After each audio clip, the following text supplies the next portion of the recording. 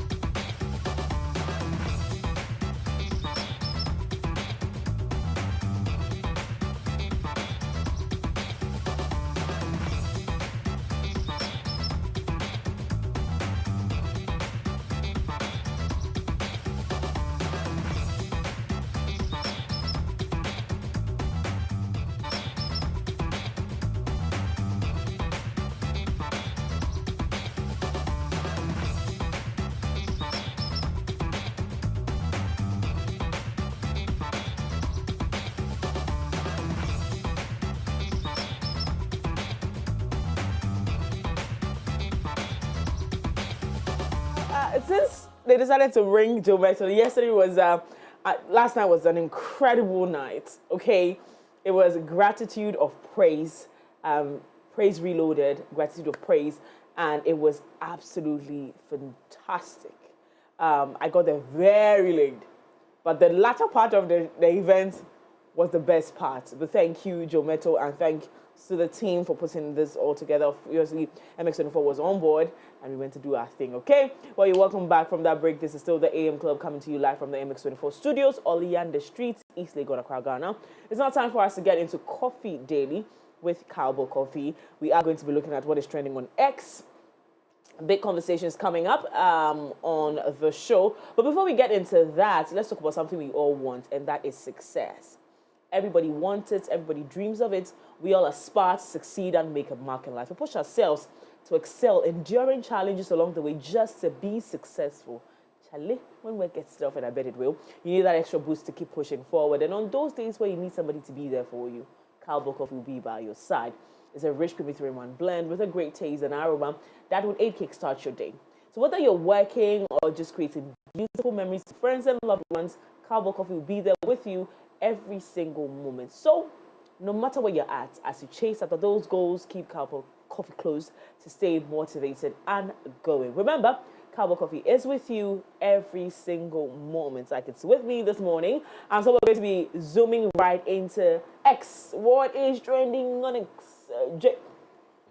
All right. A lot of football would still be trending because yesterday we had Inter Miami face off with PSG as far as the ongoing FIFA World Club is happening in the United States of America. So Inter Miami is trending. Messi, he was defeated 4-0. They couldn't score even one. Yeah. Chelsea trending. Chelsea has moved forward from the round of 16. They beat Benfica. So they are moving to the quarterfinals. Yes, so a lot of that would be trending as we speak over here. Agenda 111. Okay. All right. Suarez, Enrique, World Cup, Togo.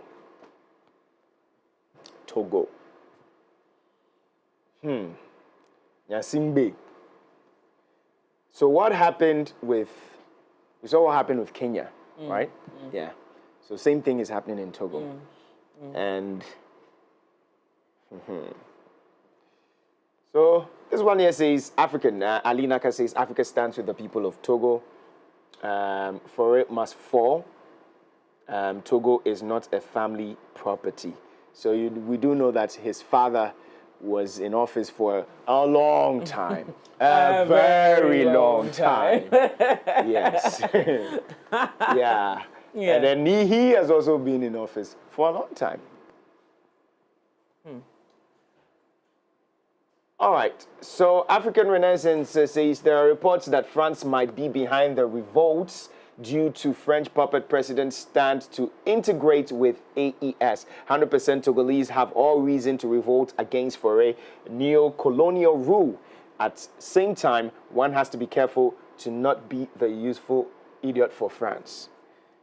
And conversations have just been with this whole France and, France, colonial rule and all that. They interfering in a lot of things. Ivory Coast has been, on tops with regards to that. And Burkina Faso, where we did hear that, the president is like, hey, French troops, free anko. You get it. Someone is saying something over there, and I think this is very... Horus? Yeah. Okay, he says soon we'll also stand with the people of Rwanda against dictator Paul Kagame. Don't you find it interesting? Yeah. Yeah, because I think all of Africa, lots of people have celebrated Paul Kagame for his leadership. Yeah. I think there has been even the narrative that he's a dictator, but the kind of dictator that deserves to be celebrated because he doesn't give the people the freedom to be indisciplined. He chooses for them what to do, and he makes sure that the country is its best. You know, sometimes when you have somebody who is very disciplined, it might come off as a dictator. A dictator. In this free world. Yes. In this world that Yes. asks for equality and, you know, just people to have their rights, just advocating for rights. So there have been those conversations, but I don't know what the Rwandese are saying. Quite honestly. Say, yeah, you say, until now, Rebecca say, oh, unimu, you know, they the country inside. Yeah, so I forgot really Rwanda this year. When I come testify. Yeah. Yeah, my people. Before going Rwanda, make we see. I know, can I say visa free, Abi? I think so. Yeah, I think Ghana can go to Rwanda. Well, I'm going to check. We have to go to Rwanda and see what's happening there. Mr. Justice says this is the right time to all African youth to unite together, to put aside their difference, and to get a powerful leader who can bring us together, to plant the spirit of patriotism, to use which will help us to overthrow all African regime or authority ruled or by clan system. Somto says, among Nigerians, we need to start protesting too. First Kenya, now Togo. We can't wait for Peter Obi 2027. It's still far away. 2 years, by then our economy would have broken down entirely. Chief Chikwizo says, Africa's governance should be reformed to dismantle entitlement of its states to leaders. Sarah Hope says, Kenya stands with you. Forer must go. Forer must go. Hustle, Loyalty, Respect says, my brothers and sisters from Zimbabwe, why are you so quiet? You should join the liberation struggles. Seth Alicia says, sometimes I wonder how people can hold to power and make family and friends heads of government in Africa, despite what is happening in Nigeria. I see Nigeria as a hope for Africa. We just need to fix a bit and we are good. Simba Kazunga says, which Africa are you talking about? Chairman the Humble Guy says, when it's supporting removing other leaders, you support. But when it comes to yours, Paul Kagame, people become friends to colonialists. Okay, be fair. Stop supporting other people's struggles while leaving your own struggle. The blog says, we read that as failure must fall. So I swear I read failure must fall. Okay. Yeah. Easy says, and this is to the name and tell me what it means. I'm listening. Dan Lexa says, I stand with Togo.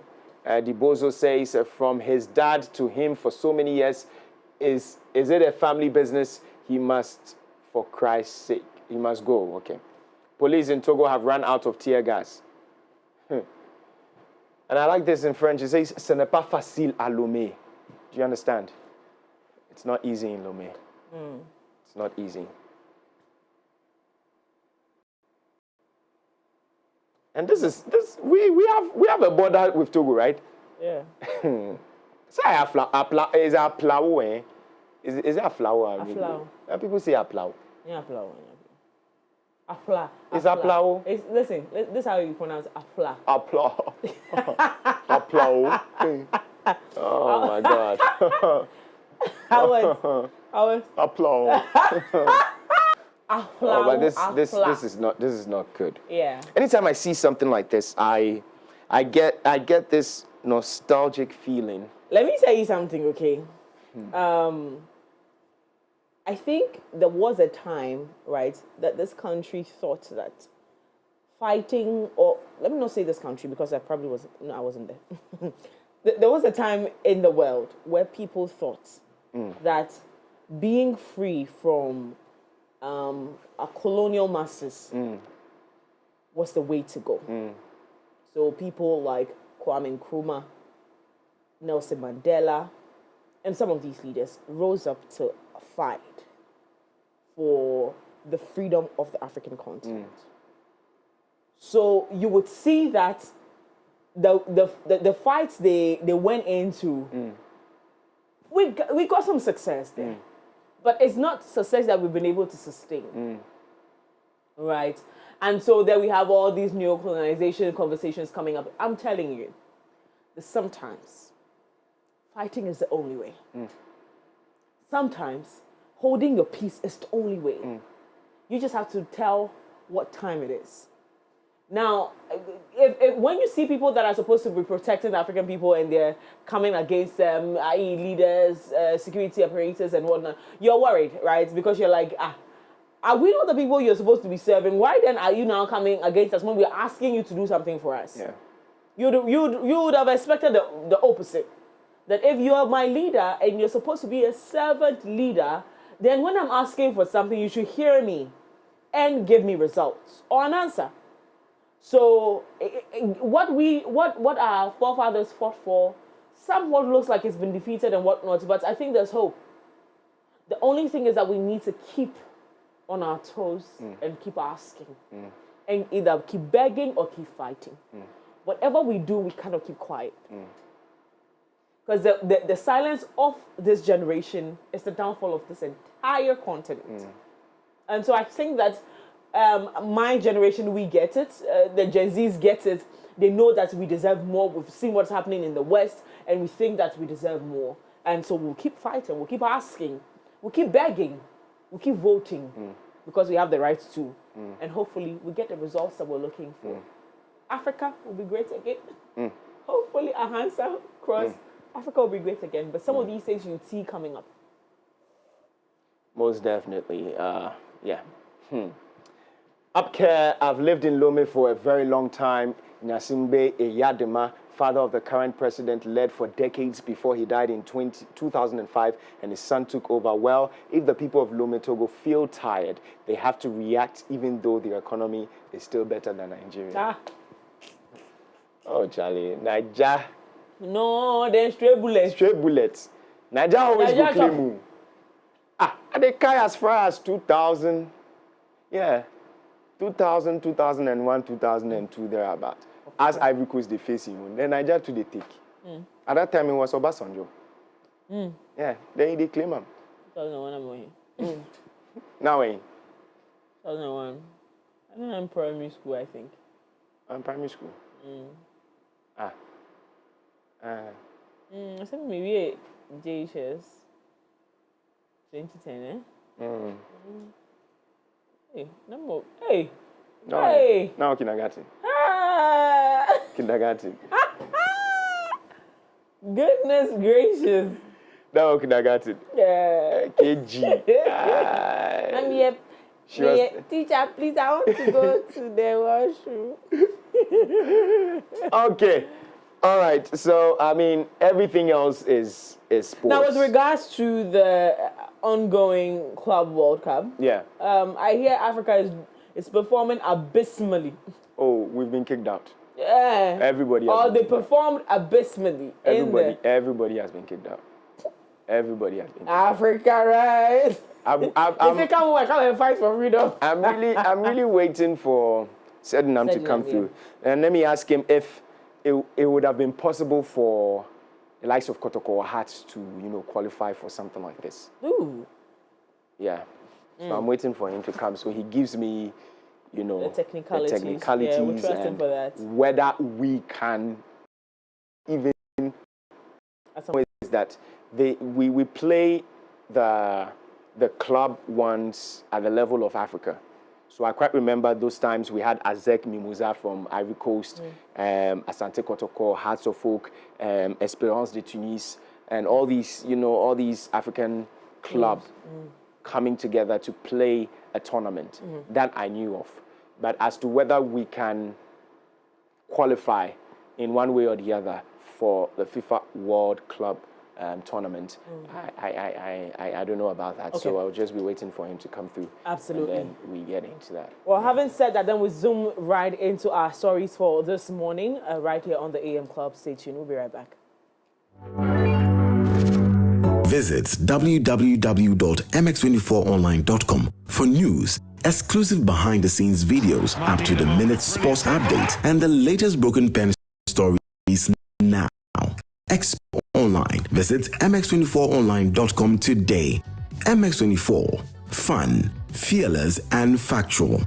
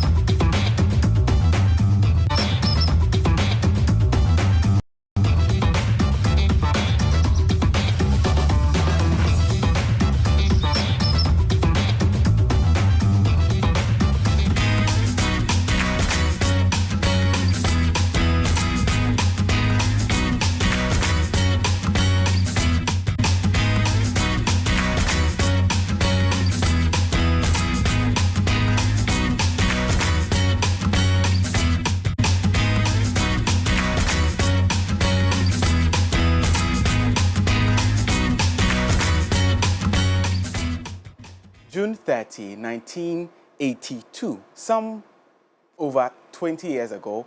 Well, today, 3 justices of the Supreme Court, together with one member of the Ghana Armed Forces, was murdered, bringing us Martyrs' Day, and it's celebrated every 30th of June 2020 since 1985, and this year marks the 43rd edition of Martyrs' Day. Welcome to the morning news on the AM Club. My name is Augustine Adam Kobiti. You might be wondering what Martyrs' Day is. No, once we get into the stories proper, we would understand. But good morning.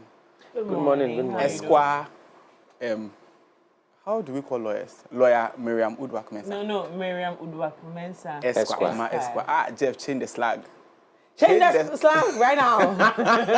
I put it to you to change the slang. Okay. As I am a lawyer like this, I put to all of you. Hey, it has reached us. Your Honor, this child here. I'm not childhood. Can't you see I'm honorable? This honorable man here. We are all in parliament. We are all in all parliament. the charges leveled against him. We are all in parliament. And then let me defend my case. Honorable Kojo Dasibre. Honorable Kojo Dasibre. It sounds nice, though. Yeah. Honorable Kojo Dasibre. MP for where? Come here. No. Cross constituency. Syria. Okay. Say count here. Fast. Yeah. Hey, we win.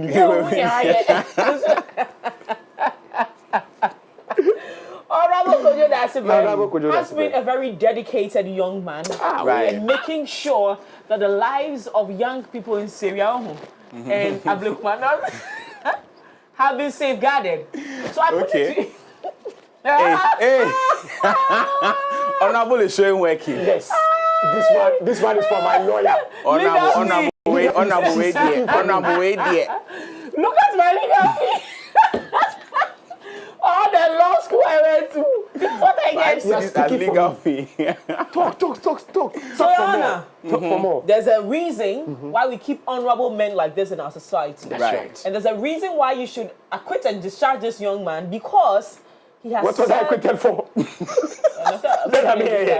Acquitted and discharged. I mean, Yes, but he's asking what are his charges? shut up. Charlie, no, let's go. Hey, shut up. We are doing law today. Shut up. I thought I was using the wrong terminology. On this note, So, Your Honor, I asked for the freedom of Honorable Kojo Dasibre, and I rest my case. Aye. lawyers clap. Hey, no. Lawyers clap. We're not judge Actually, I now. look like one. We're not judge now yet. Case dismissed. No jury needed. No. But Yeah.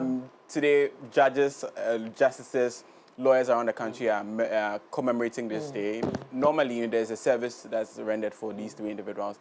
And in as much as the military officer who was part of them is most often not remembered in these cases. Why? Because, it's the Supreme Court justices who were murdered. These 3 of them were murdered. And interestingly, there's one woman among them.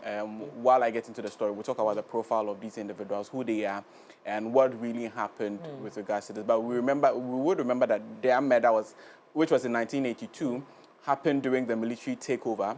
They were abducted from their homes in Accra, literally dragged out of their homes in Accra and taken to Bundase, the military camp in Bundase, and then were murdered. Their reasons, may be tied to certain political affiliations, but it's still not clear. I mean, there is allegation, but we haven't really understood what really happened, because you know what, it happened in the military area, and no one dared question military powers at the time. So today, judges around the country, and Paul Bafo-Boni, the acting chief justice, has granted, the day off, kind of, to all judges, lawyers around the country to commemorate this day. We will be keeping our tabs. Hopefully, we'll bring the live coverage on our social media pages. So anyone who wants to join us on Facebook, on all platforms, let me say, it's MX24G8. But also, there's a conversation about Togo. You went through in the trends, and over the weekend, it's been tensious, if that's the expression. A lot of people are calling for heads to roll. Why? Because once I heard the story on Friday, I was asking myself, for over 40 years, Togo has sat down for one family, in fact, 2 individuals, to literally take over the country. What have they done? And then my mom was telling me that Togo has like over 100 opposition parties. I was asking, so why don't you come together, consolidate power into maybe one or two opposition parties, and then push it forward? Because if you have, Togo is not a big country that you have 100 opposition, about 100 opposition parties. And if you have 100 opposition parties, this means that the country already is divided. Absolutely. So why don't we come together, fight the Nyasingbe family, if, They are not doing what they need to do. Yes. Because my point is that if the country is moving on and is doing, it's progressing, the economy is great, then the problem is not leadership. It's just a human behavior we are tired of seeing faces. Yeah.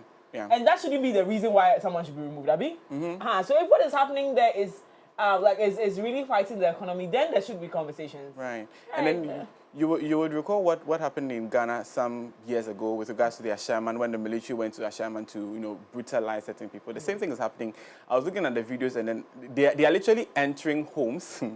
They're entering homes, dragging you out, and then beating you. I was asking my mommy, what does this mean? Since she has lived in Togo, she said she experienced some time back. And then they are like, because if a member of your home or a young person in your home is said to have been a part of the protest, they beat everybody in the house. So they drag you out, whoop you, and then they mark the house in French, saying that the residents of this house have been beaten. Then they move on to the next and do the same thing there.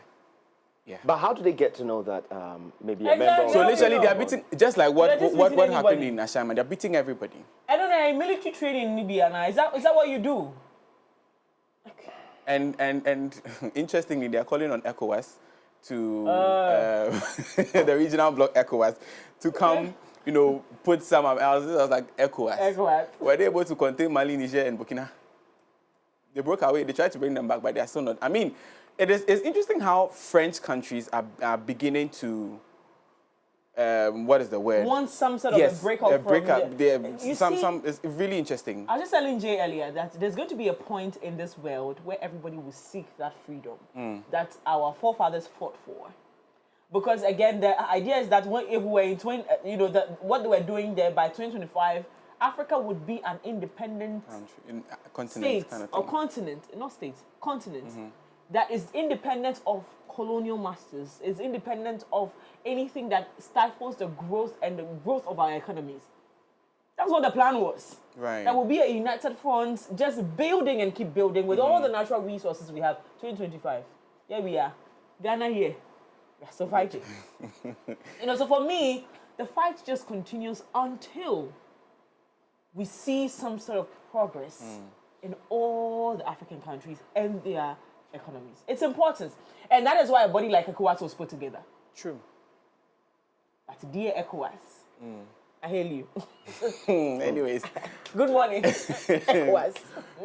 But Kojo, since you have lived in a francophone country, maybe we don't understand. I don't know if you've been to Togo and you've experienced, the reign of Nyasingbe's father and that of the son, but what is the general conversation like? Is it more or less like a displeasure for the family? Yes, no. So what I do know about that of, Ivory Coast, for example, because that's what I lived with. Right.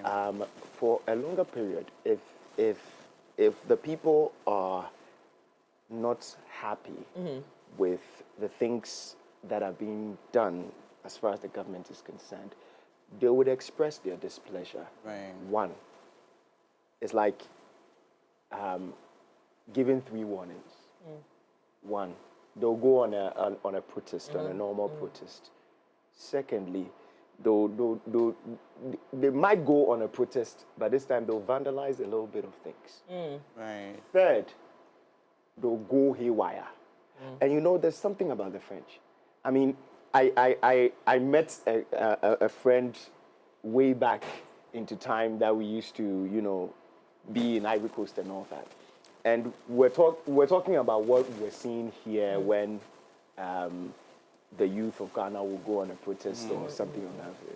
Then he said it in French. He was like, I think Ghanaians are too soft. Then I said, oh, please don't go there. Right. Because we were speaking and then he was like, but an Ivorian, what an Ivorian would do right now, even on the street right now, will bend ties and make sure that your car cannot even move. Do you get it? Until they get what they want to get. You get it? Yeah. So I'm not too surprised I'm seeing what is happening. But Okay. as far as the military also coming in is what I am a bit It's all about, worries, some way concerns. about it. And then I saw other videos of they whooping people. There was one that the guy was even wearing red. I think they whooped him until the guy collapsed. Right there. It's quite sad. But I mean, when there is a fight in a friend country, I mean, it's terrible. I've lived it before. Right. It's terrible. So, not to say that that's the way to go, but I mean, they would express their displeasure and make sure that this person is removed out. Till that is done, there will still be unrest. For the likes of Ivory Coast, what happened with Geyi and Babo's own was that Geyi's own at the time where he came to overthrow Babo, and then his people now collided and then overthrew him. Because he even died right in front of my mom's hospital. Right. Where the hospital that my mom was working in, Pizam. Because they were telling him, oh, run. He was running and then they killed him on the spot. You get it? And there was a different thing altogether again. So, I mean, Charlie, I don't know. But our hearts and prayers are with Togo. If they've been able to live with, what's his name again? Nyasingbe. Nyasingbe's father. They should be able to live with his son. This one, too, has come for over 20 years. Yes, right? since 2005. I did. Why? I was saying that Why? then they should convert it to a dynasty, and then we understand. Like why? But if you say Your democracy, father came over 30 years. Yes. You two, you've come 20 My years. concern Why? really is not about how long they've been there, honestly, if you ask me. I think that what's more important is, are they doing the work? Yes, but if you've been there for all this while and the work is not and being the work done, is not being done, then you they'll have to call go. for removal. Let's get into our stories for this Let's get into our stories for this morning and start off as government is stepping up efforts to bridge the healthcare gap across the country as the Minister of State in charge of Government Communications, Felix Kwateng, has announced plans to construct 600 community-based health planning and services compounds, commonly known as SHIP compounds, by the end of the year 2025, a move aimed at expanding healthcare access in underserved districts. Now, he noted that this would improve healthcare access across the districts in the country. Take a listen to him. Assembly's Common Fund, and my DC is right behind me, so he's fully aware of this. Each district is required to construct, if 2,000 additional CHIPS compounds are built by this government over the next 4 years. And that would provide access to healthcare for millions of Ghanaians. And this will go a long way to improve healthcare services across the country. So we are very committed to ensuring that our people have access to quality healthcare.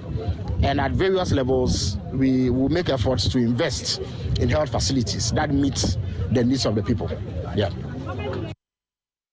Now let's go to Parliament, where the minority has raised a red flag over a disturbing rise in COVID-19 cases at the University of Ghana, Legon, and warned that government silence could trigger a full-blown health crisis if actions are not taken immediately. Now, speaking on the floor of Parliament, the Member of Parliament for the Frank Anot-Dompre described the situation as spiraling out of control. Now, he's calling on the House to summon the Minister for Health without delay.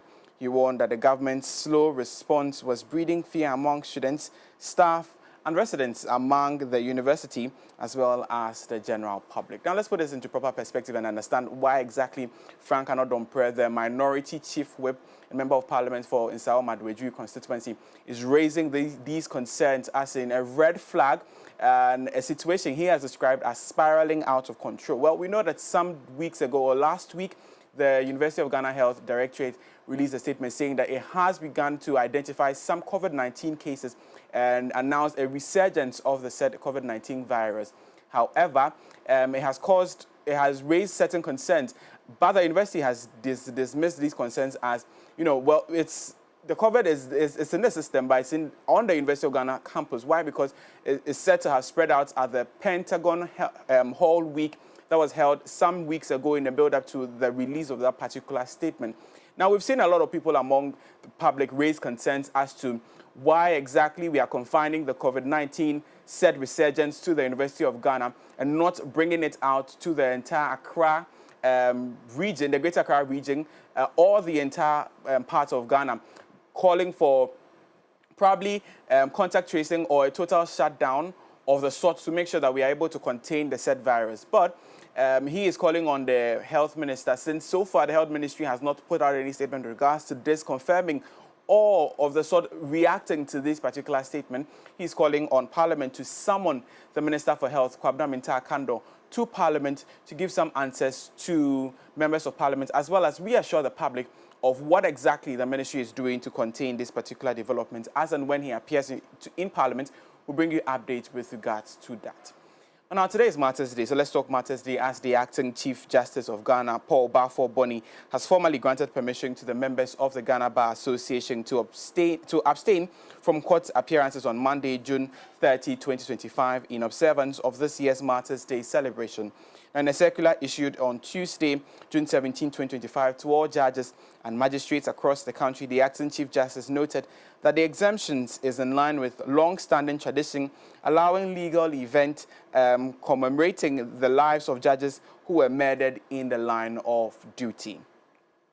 Now, Martyrs Day observance is a significant annual event marked to honor the memory of Justices Fred Poku Sakode, Kwejo Eje Japan, as well as Major Sam Akwa, retired, who were abducted and murdered on June 30, 1982, during a dark chapter in Ghana's political history. Now, let's walk you through who these three justices are. And on your screens is Justice Kwejo Eje Japan. Now, the late Mr. Justice Kwejo Eje Japan was born at Oyoko in the Ashanti region on November 1926. He began his education at the nearby Asokode local authority. Now let's move straight into his early life. And in 1954, he proceeded to the United Kingdom on a cocoa marketing board scholarship and entered King's College University at London, where he obtained his LLB in 1958. He was called to the Bar of England and Wales by the Honourable Society of the Inner Temple in February 1960. He returned to Ghana in 1966, engaging first in private legal practice with the late Mr. Amankwetia. A couple of years later, Kwabena Eje Japan was called to serve as a justice of the Superior Court. And later, in 1982, we saw his death, where he was taken out of his home by military forces, taken to Bondase and murdered. Then there is Mrs. Justice Cecilia Kwarteng Amaning. Now, she was also one of the three female Superior Court justices at the time. She became a High Court judge in 1975. At the time of her death, only one female had been added to that number. Over 15 of her judgments are reported in the Ghana Law Report. So at the time she was murdered, there were two of them female justices at the Superior Courts. However, at the time of her death, one additional person was added. So there you have it. Mrs. Justice Cecilia Kwarteng Amaning is one of the individuals who some years ago in 1982 was murdered in Bondase.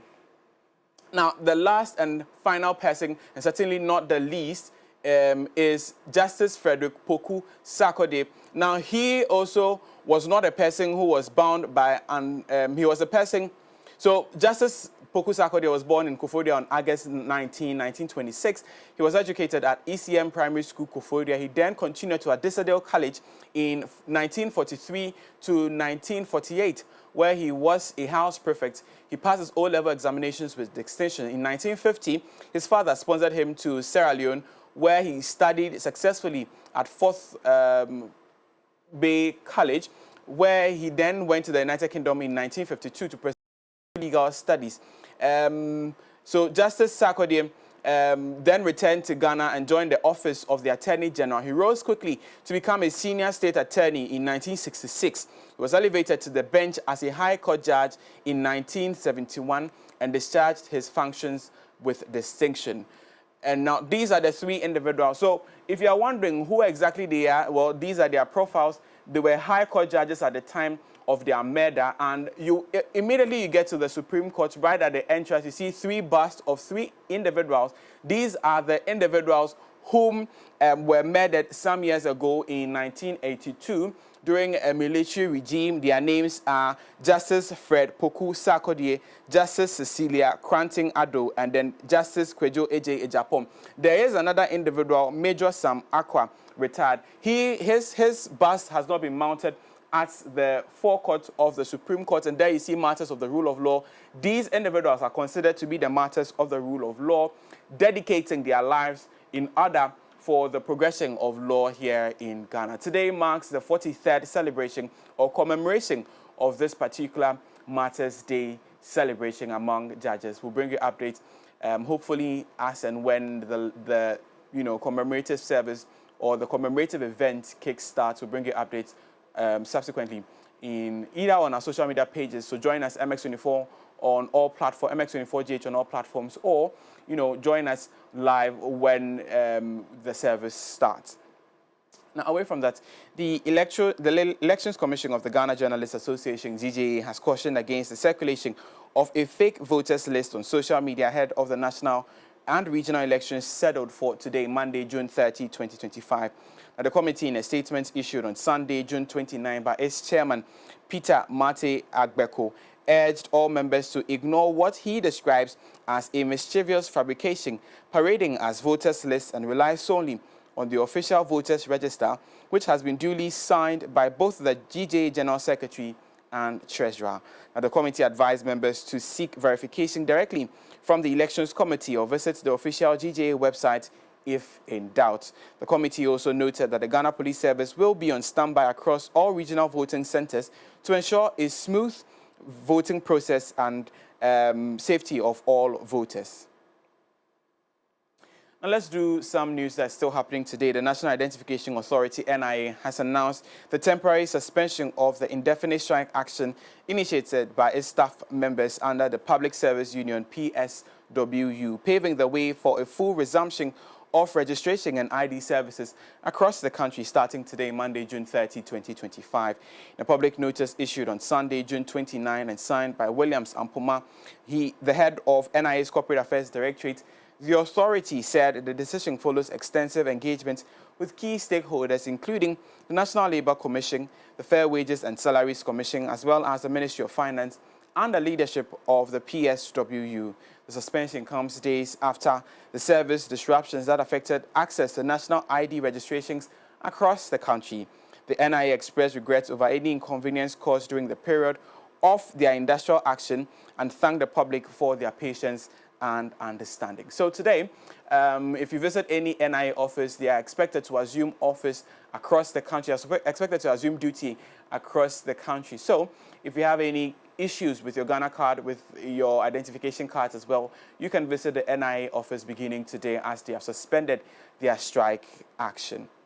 Now let's turn our focus to Togo as protesters and security forces clashed for a second straight day over the weekend in Togo's capital, Lomé, over recent constitutional reforms that could cement President Faure Gnassingbé's long hold of power. Now, videos emerged showing the apparent abuse by security forces. Now, police fired tear gas in several neighborhoods to protesters to disperse them from the scene. However, some videos showed that what seemed to be security units entering homes and assaulting residents with whips and clubs, while groups of men in plain clothes believed to be auxiliary forces or self-defense units propelled or patrolled parts of the capital with weapons in hand.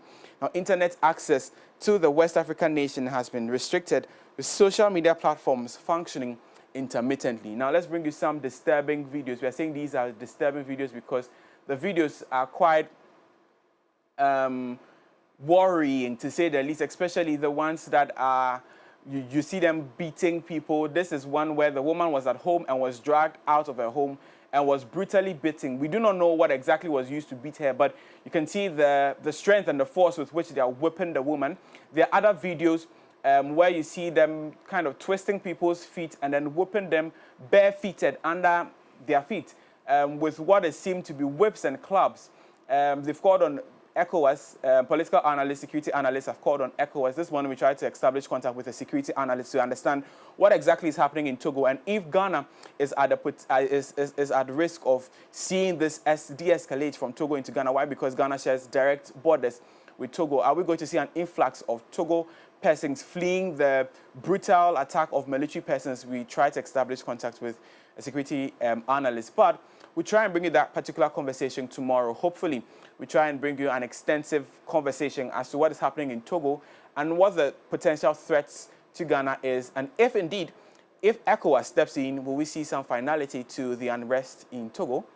Well, your guess is as good as mine. My name is Augustine Adam Kobe-Saint, and that's all for the morning news on the AM Club. Well, for more news and update, you know what to do. Join us on these platforms. Log on to mx24online.com or follow us on all platforms. It's MX24GH and MX24 News on Instagram. Or join us on WhatsApp. It's the MX24 channel on WhatsApp. Enjoy the rest of the show and have a good day. Thank you. Thank you. Very, very sad, very graphic videos you showed right there. And I think that if you ask the question, I'm not a security analyst. I cannot tell for a fact that it will not. But the reason doesn't give us any. The reason for what is happening in Togo should be enough to keep it to tell us that it's not going to get here. Right. If it was an invasion. And I'm saying this as a layman, not as an expert. It was an invasion of, let's say, another country in Togo, and it's a war kind of conversation. Then you want to secure our borders. Right. The other bit is that you definitely are going to be suspecting that people, Togolese, will then be fleeing the country. That is what, maybe the worry should be. Are we ready to accommodate this for the time being? Because again, per our diplomatic relationship with them, we are supposed to keep them safe if they are not safe in their country for a period. And so you're going to be seeing that, are we ready to receive them if ECOWAS is not able to, solve this thing at where it is or stop it in the tracks? Then, so all these questions will be, but if this would, overflow into the country and become a problem for us, I don't think we are at the risk of that. Because of the reason. I'm saying this based on fighting their leader, not our one. Yeah, but I was saying that because of the military attacks. Absolutely, because then it becomes a concern. Absolutely. If I'm at my home and then I'm not safe, I mean, then I might as well just run when I come and visit my home, they should come and let me see them. I mean, yours is heavily guarded. 24/7 security. Kobe, thank you so much for coming through with those stories. It's always a pleasure to have you on the show. We're moving straight to sports right after this.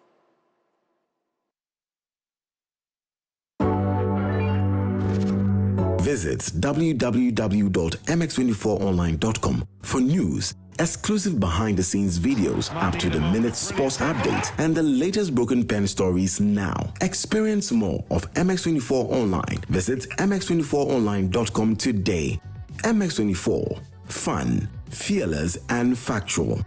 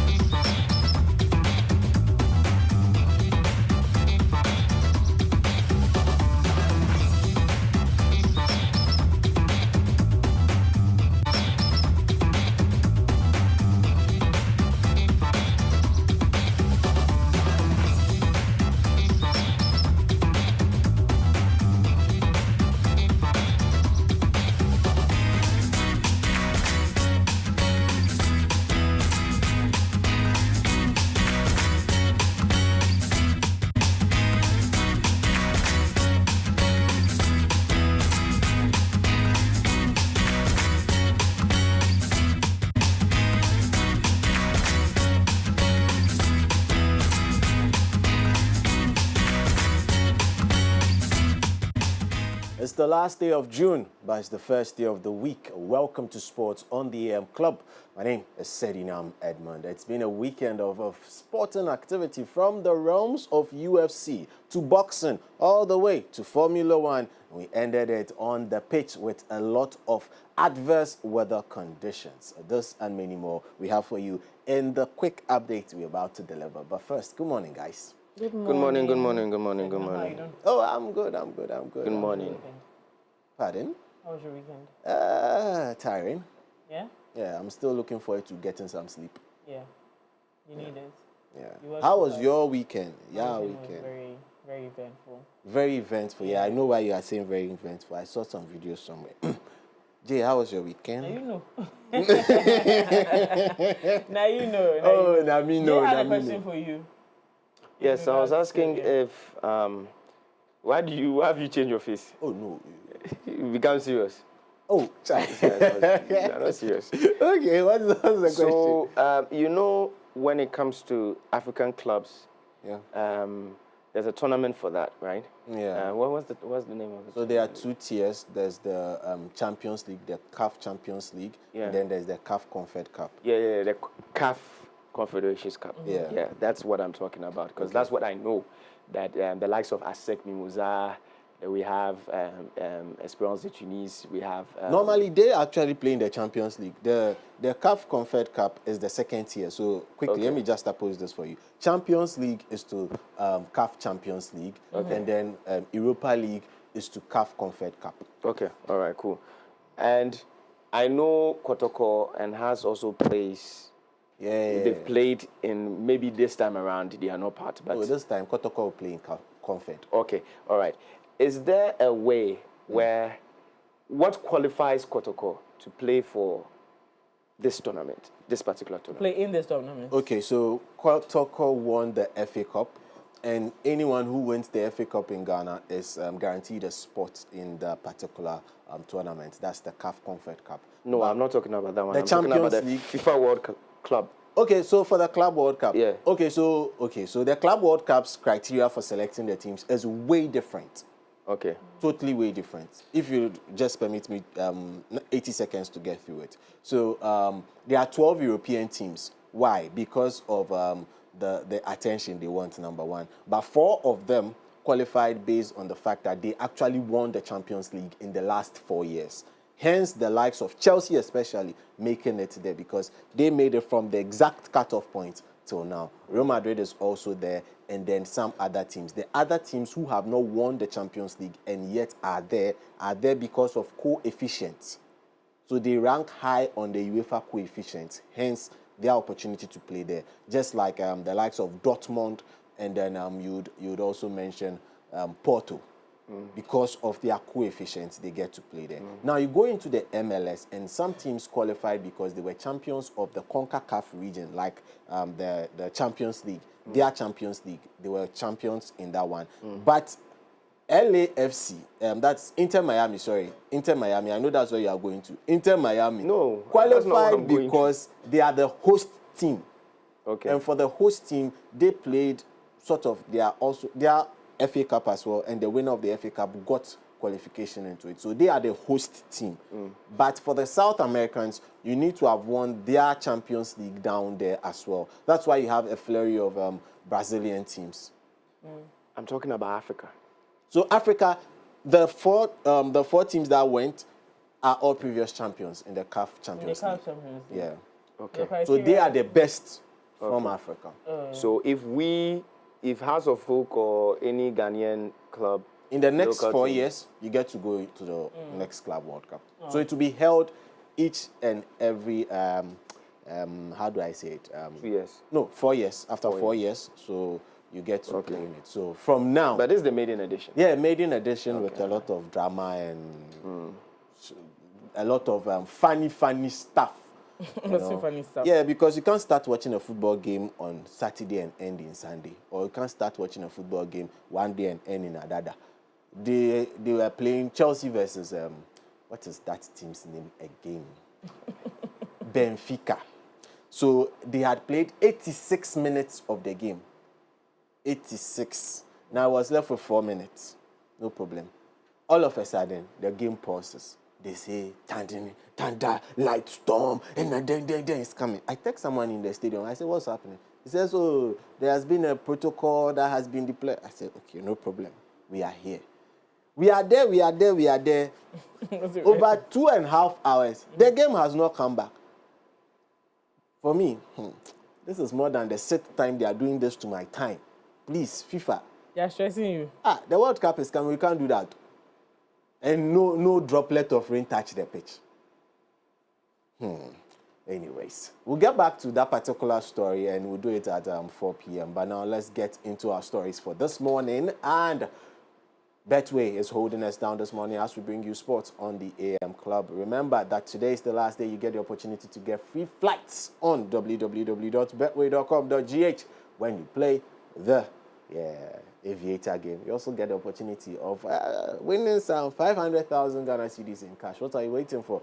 Remember that this particular initiative is exclusive only on betway.com.gh, regulated by the Gaming Commission of Ghana. With Betway, you always guaranteed to get way more. Now let's get into the stories. As the Minister for Sports and Recreation, he has tasked the women's national team, that's the Black Queens, to go out into Morocco and do very, very well. Now, for the Black Queens, as part of their preparatory games, they played Nigeria yesterday. It was not to be, as the Nigerians proved their superiority over the Black Queens. The game ended 3-1 with Ghana getting the last goal from the sport kick. We wish the Black Queens all the best of luck. Tournament starts from the 5th of July and would run through to the 26th of July. Now let's switch our attention and do some FIFA Club World Cup issues. As Joao Neves, he scored twice as Paris Saint-Germain swept aside Lionel Messi's Inter Miami 4-0 at Atlanta's Mercedes-Benz Stadium over the weekend to secure their place in the next round of the FIFA Club World Cup with ruthless efficiency. The French side asserted their dominance within 6 minutes with Neves unmarked at the far post to power. But it's completely unmarked, Joao Neves.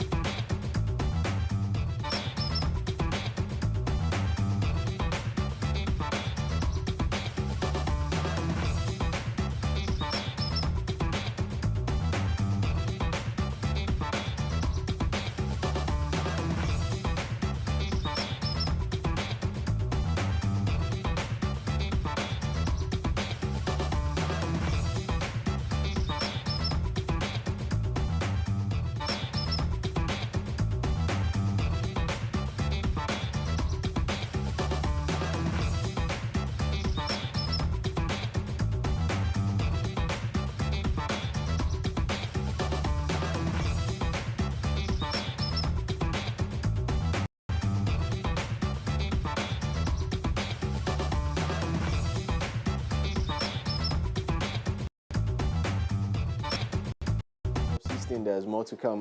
But much later, Flamengo said bye-bye to the competition after they were beaten by Bayern Munich 4-2, emphatically, surprisingly enough as well. I'll bring you more updates from that particular competition at 4 p.m. Now let's end with another competition on a green turf. This time, tennis, which starts today. I'm talking about the Wimbledon. It starts today, and Novak Djokovic, he has been quizzed and questioned numerous times with regards to whether this will be his last Grand Slam. He has actually stated that it's now or never to get his next Grand Slam and put his name up in the light. So it's time for the 38-year-old to get onto the court and prove why he is one of the game's greatest legends or greatest players to have ever played the sport of lawn tennis. We'll see what happens with regards to all the players as Wimbledon gets underway today. There's a lot of things associated with Wimbledon. It's not only about hitting a green tennis ball, it's also about the fashion that goes on there. And I'm keeping my eye on it because everybody might be clad in white. We'll bring you updates from the Wimbledon as and when the games drop. My name is Reginald Edmond. That's that as far as that is concerned with respect to sports, on the AM Club. We're back at 4 p.m. with all the lowdown with respect to the highlight from the sporting realm. Make your dates and don't be late. We were held down by Betway. Betway always bringing you way more chances to win each and every time. This time is about taking to the sky and flying high with the Aviator game. Log on to www.betway.com.gh and play the Aviator game today, where you can get free flights and also win up to 500,000 Ghana cedis in hard cash. Regulated by the Gaming Commission of Ghana. With Betway, you always guaranteed to get way more, but do well to bet the responsible way. Guys, we out for now. Thank you so much for coming through. Catch up with all the fun, the breaking news stories, sports, and business insight on mx24online.com. Now it's time to take a deep dive into the world of entertainment and showbiz right after the short commercial break. We'll be right back. Visit www.mx24online.com for news, exclusive behind-the-scenes videos, up-to-the-minute sports updates, and the latest broken pen stories now. Experience more of MX24 Online. Visit mx24online.com today. MX24. Fun, fearless, and factual.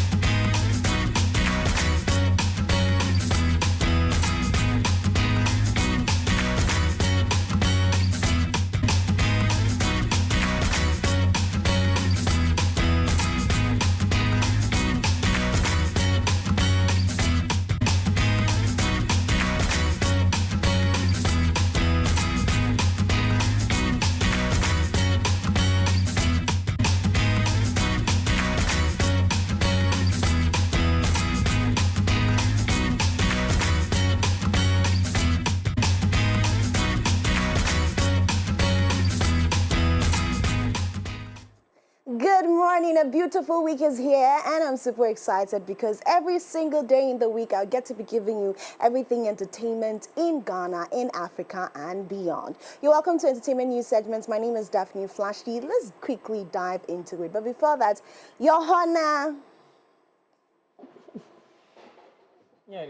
permission to talk, Your Honor. Permission granted. Good evening. Good morning. Good morning. Your Honor, forgive me. You are allowed to say whatever, greet whatever. I plead the fifth. Good morning. Good morning, Baba. No. Honorable. Yes. Oh, yeah. Honorable. Good morning, Honorable. Honorable Kojo Dasibre. Honorable KD. Yeah. MP for Syria. Syria. Well, I know. Depending on the school you went to. I know it's Your Honor. Come on. What school did you go to? Me? Yes, senior high school. Why do you want to know? It's past and gone. No, it's right now we are moving forward. To? Oh, I went to Tema Secondary School, Tema School. Oh,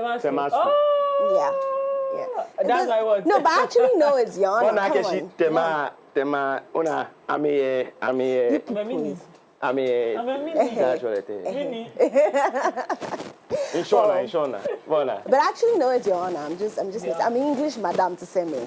I mean, don't do that. You're getting me discombobulated. Yeah, it gets me discombobulated. Anyway, let's get into our stories for today. You know, in everything we have to start with God, right? Before we go and blast Kim Paluta. And I'm so glad you're dressed like this, so you know. I'm here to defend my kind. I'm here to defend my kind. But we'll start with God first. Well, yeah, praise be Lord. I will. I know. Last year, what was Bibi doing in the front there?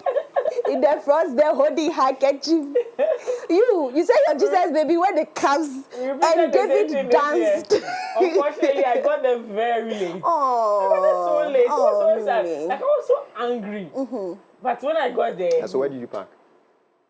Lands Commission. Lands Commission. Yeah. And you walked? Yeah, I walked back. Listen, but it was worth it. Mm-hmm. I got there when they were about to say grace. When they finished saying yes, when they finished saying the grace, then Uncle Jovetri said that I want to give you something. Jovetri, have you seen? He has to give us something. Another 45 minutes of praise. Ooh. And it was absolutely wonderful. Wow. And so, yeah, I missed it, but yeah. I mean, there was no way I was not going to be there.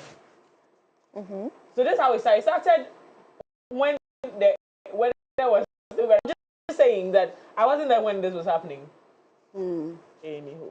Anyway, well, in case you missed it, and you didn't... in case you missed it, you didn't go cry. I have highlights for you, and so let's quickly get into it now. Was a highly anticipated event, and it just wrapped up at the Airworks Stadium in Accra, Ghana on June 29, 2025. The event, which kicked off at 3 p.m., featured an incredible lineup of renowned artists, including Jometo Akesi-Brimpong, Nathaniel Bassey, Ntokozo Mbabo, and many more. The concert was a resounding success, bringing together music lovers and worshippers in a celebration of faith and praise. This event was filled with energetic performances, heartfelt worship, and an outpouring of joy, making it a memorable experience for all who attended. Let's take a look.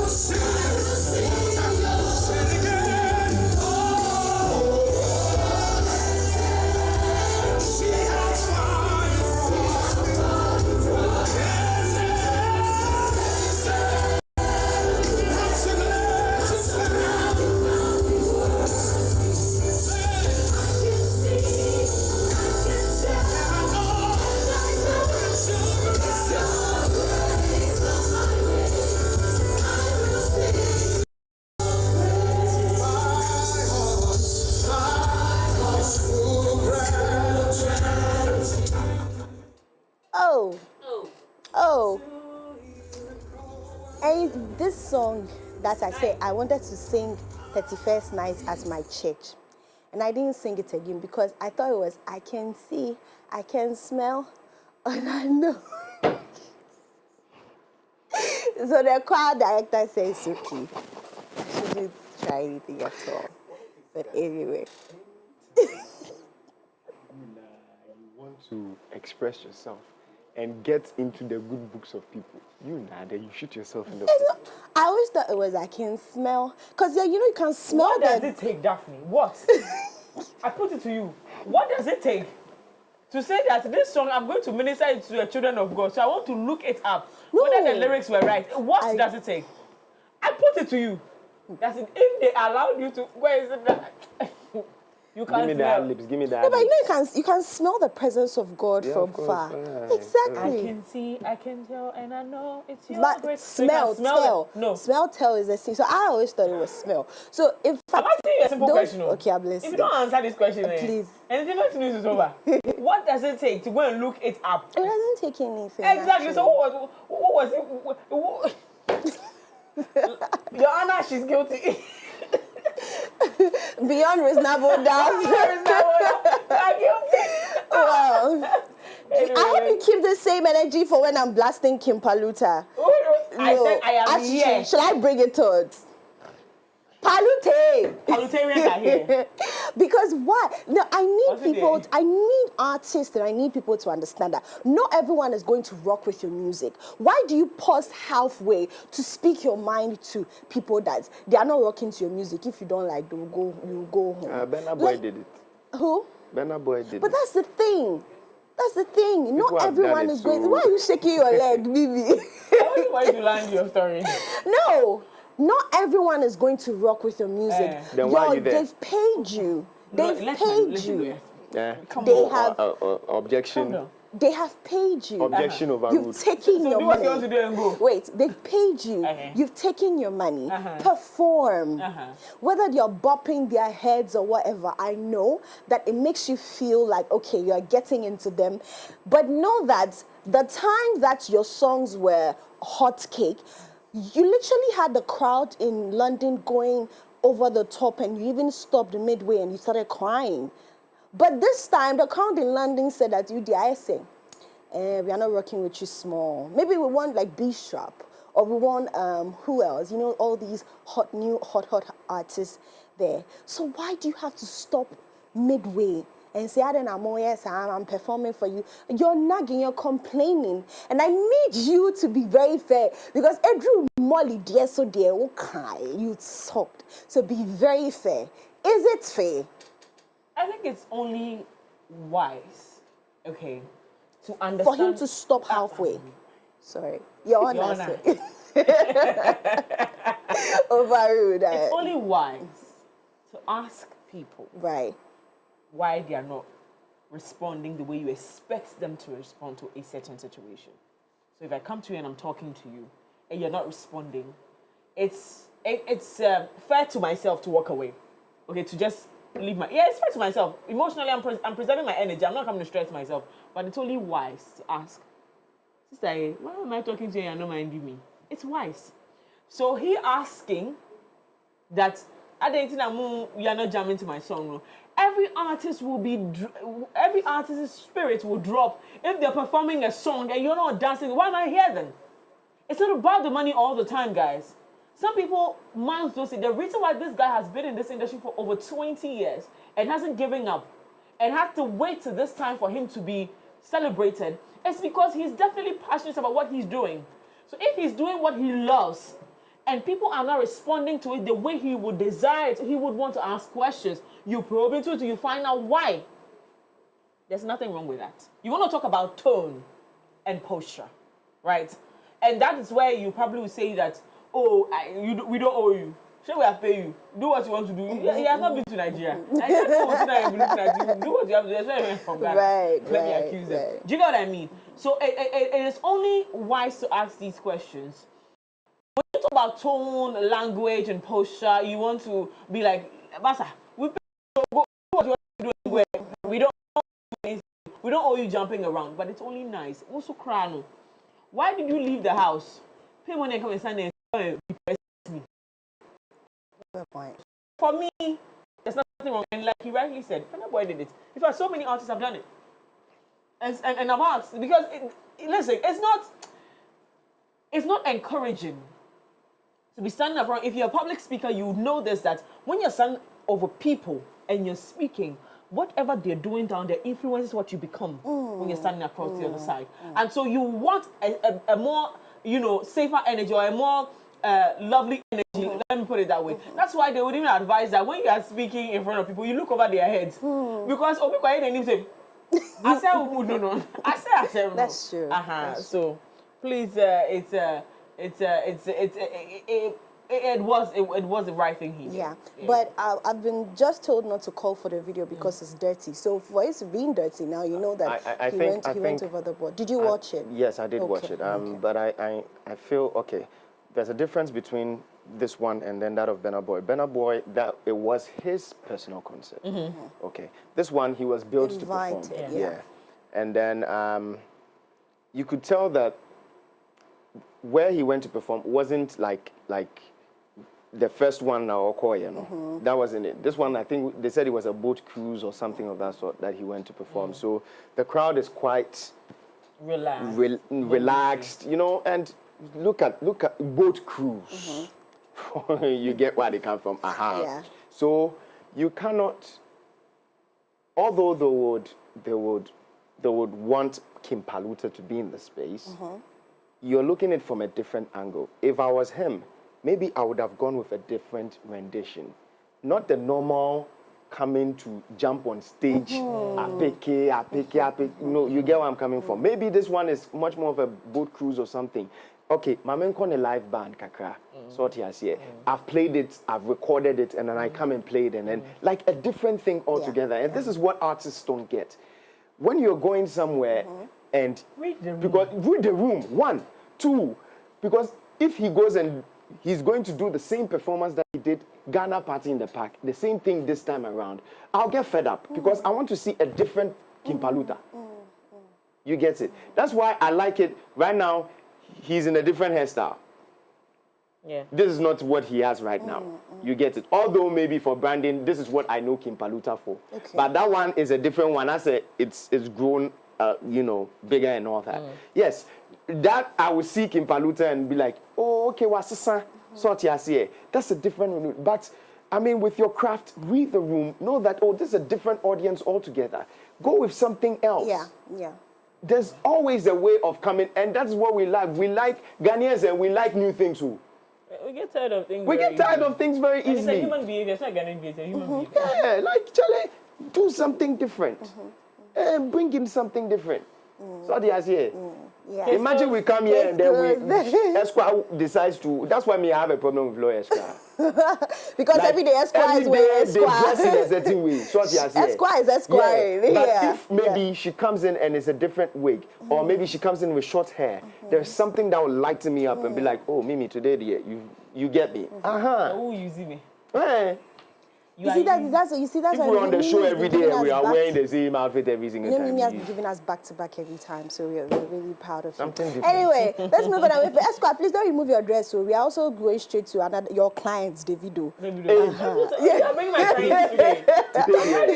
So please, I want that case. And I want the Paluta case. So yes. let's move on. So let's move on to this one. But as for this one, me, you, all of us, we are on the same bench. Exactly, same team. Nobody is against Davido for him warning a lady who brought a 6-month-old baby into his concert. You can see that all of a sudden his father instincts just kicked in. Like, what are you doing? Are you okay? Are you crazy? Why do you take her out of here? And so I'm so happy that this happened. Do we have a video? Yes, there's a video. So let's watch the video. Let's watch the video. This one there.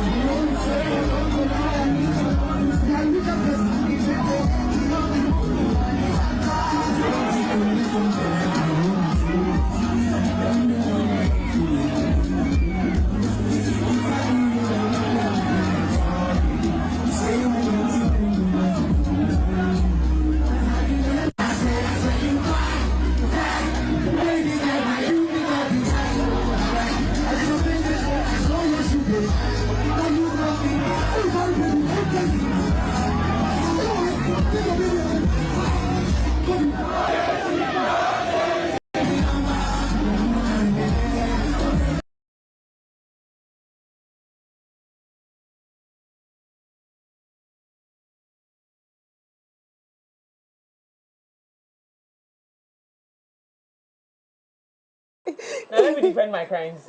Please do. The floor is yours. I think my clients, like we rightly said from the beginning, his father instincts just kicked in. He was just imagining his babies with okay, she carried the babies inside the hot crowd. That you kill somebody. No. But Gabby makes a very, very solid point. If you genuinely wanted to make sure that the child leaves this concert, you don't send them back through the crowd. You know, something like bringing them on stage and making them go through the backstage and then leaving would have been ideal. Because clearly this girl is a fan. She's definitely misguided priorities for Mukakra, but okay. I'm pretty sure she's even a young girl who has a child. Yes. And so you would get these kind of these things happen. But that would have been a nice thing. But you know what happened right there. Father's instinct just kicked in and it's like, no man, my child can't be at a concert. No. Listen, you've won this one today. 2 cases won today. 2 cases won. You see, Charlie, this lawyer. I do this. Which law school did you go to? Because Harvard. Wow, ladies and gentlemen. Harvard Law School. Ladies and gentlemen, this is what we have for you today on Entertainment News Center. So we started like this, right? Imagine how it's going to be like the whole week. So you need to stick and stay with us right here on the AM Club. My name is Daphne Flashy. It's been a long time since I gave a shout out, right? But I want to give a very big shout out to the person who put me on this beautiful outfit that I had Mimi screaming, damn. Like, you know, I had Mimi screaming all of it, right? So a very big shout out to Le Petite Atelier for this beautiful outfit. Thank you so much for putting me in this. I hope you like how I'm rocking it. Film the dress. Film the hair. Well, thank you so much. You can follow on social media at Le Petite Atelier and then get all your corporate outfits from there. And she's going to do justice. Whichever body type you have, don't worry, Le Petite Atelier got it for you. I'll see you tomorrow. Bye-bye. Thank you so much, Daphne, for coming through. Thank you for visiting my court this morning. It has been good. I won all my cases, and that's very good. Well, in today's dynamic business environment, a robust workforce is pivotal to achieving success. This is why we have thoughtfully designed our corporate health insurance plans to empower your employees and bolster your organization's performance. With Equity Health Insurance, we are dedicated to standing by your side. Now, with Equity Health Insurance, your investment transcends ordinary insurance and represents a commitment to the future of your company. Our health plans are individually tailored to accommodate the unique needs of your employees, offering comprehensive coverage and exceptional benefits. Our support goes beyond administrative tasks and premiums. Equity Health Insurance, we are dedicated to standing by your side throughout the entire journey. So please feel free to reach out to 5124 or 0539135073 so that we can further enhance the level of service we provide to you. Equity Health Insurance, we say always here for you. Telecel Cash, your secure and convenient cash platform, is still offering the lowest charges ever. Even better, sending money from Telecel Cash to Telecel Cash is still free on the Telecel Play app. So whether you are paying school fees or sending cash to your favorite people, what do you send it? Keke. Remember, you can make payment to all other networks anywhere cash transfer is accepted as a means of payment. Dial *110# or download the Telecel Play app today. Now send it. Keke. Telecel making sure that happens. All right, so right about now, we're getting into the plug right after this. We'll be right back. Visit www.mx24online.com for news, exclusive behind-the-scenes videos, up-to-the-minute sports updates, and the latest broken pen stories now. Experience more of MX24 Online. Visit mx24online.com today. MX24, fun, fearless, and factual.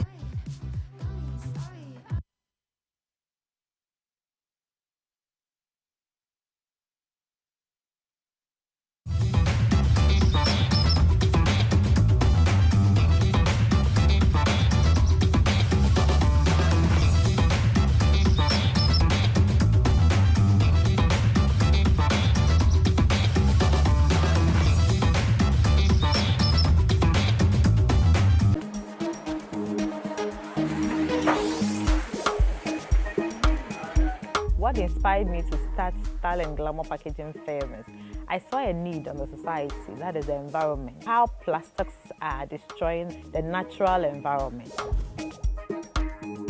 So we wanted to do something, provide an alternative to plastics. I'm Doreen Amedio. I'm the founder of Style and Glamour Enterprise.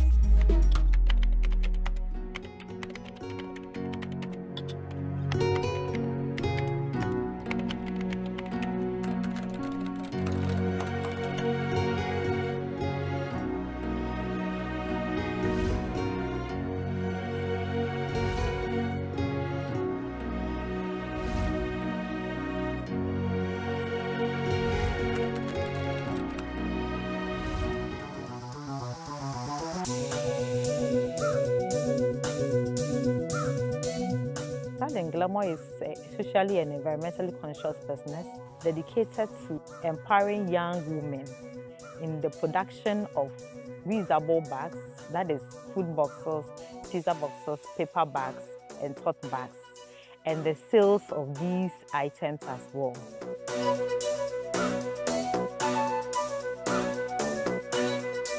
Style and Glamour has been in business for the past 5 years. I started with myself and one other staff. So gradually realized that the demand was coming and we couldn't meet the demand with only the two of us working. So that's how we started employing more staff.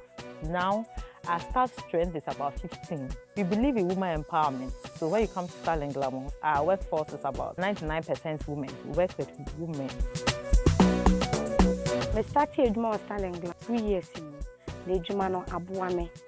Ama me kura me timi support me kunu ene memma ti edwuma na de eye pa. Personally too, I am fulfilled because I wanted to do something and I have been able to achieve it. Waking up every morning, seeing that I've put smile on these young women's faces is a fulfillment for me. I want to see more women employed and the future to me is bright. All that we need is funding to get a bigger space to employ more women. And I see Style and Glamour go beyond the borders of Ghana to at least our neighboring countries around. This is my first time patronizing from her, and I'll see that I would go again and again and again to patronize from her because she is a solid brand. With the Ghana Growth Program, first of all, I saw it on TV and then on the social media handles as well.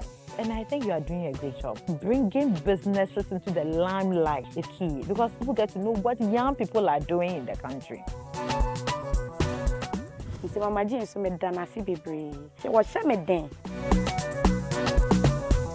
to start a business, have the vision first. Believe in what you have and work towards it. Consistently and diligently. Don't think about, oh, I don't have the capital to start a business.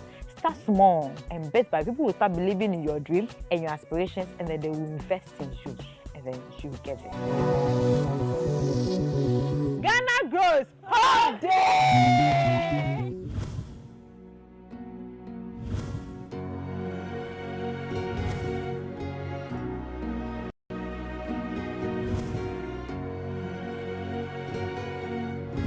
Ghana grows. Hope Day. Introducing Betway's Bet Influencer, a groundbreaking feature where you can make money by just sharing codes. He needs to share his codes and make money. The more his codes are used, the more money he makes. Oh yes. So, what are you waiting for? Anyone can be a bet influencer. Share your codes and make money. Bet Influencer, another world first from Betway. This advert has been approved by the Gaming Commission of Ghana. Betway, get way more.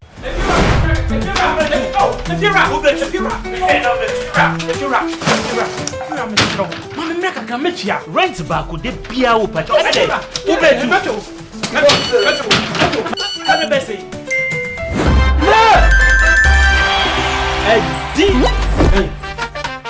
come on, come see what? Hey, where this guy? My friend, see before. It's the Telestar Too Much Money promo. Win cash daily, weekly, and a grand prize of 1.2 million Ghana cedis. Just reload or buy a bundle with Telestar Cash to earn points and stand a chance to win big. Dial *500# or visit the Telestar Play app to opt in and start winning in the Telestar Too Much Money promo. Terms and conditions apply. This promo is regulated by the NLA on the Caritas Lottery platform. Macho, sister man kwa. When is campaign? Sister man kwa. If you're baby many schedule no. If you know, meto etiaka. Inti ene, wono ba no mpe baby amobeda. Oh no abeka. You did too much money. No matter. Telecel, connecting energies. Once upon a time, in the heart of Accra, a man in his fancy car sought directions. But oh, the Ghanaian way. Hello, bro. Good afternoon. Good afternoon. Can you please show me where the Presby Church is? Oh, sure. Go straight. 10 left at the big mango tree with the broken branches with most of the mangoes falling. Right after that tree, there is a watches seller. If you reach, ask there. Anybody will show you. When the Black Stars stick to the field, every Ghanaian becomes a coach. Why Fatika want to be dribble? The coach must go. The sacred cue for our beloved Gobe. As we wait patiently, rehearsing the perfect vibe. Have you acted? Mami Gobe nu, the coco. One Garino. These, my dear ones, are some few moments that makes our Ghana truly special. And as we share these stories, let us also remember a plate of lele rice, connecting our hearts through the flavors of our culture. Lele rice, ye nimno free tete. This advert is FDA approved.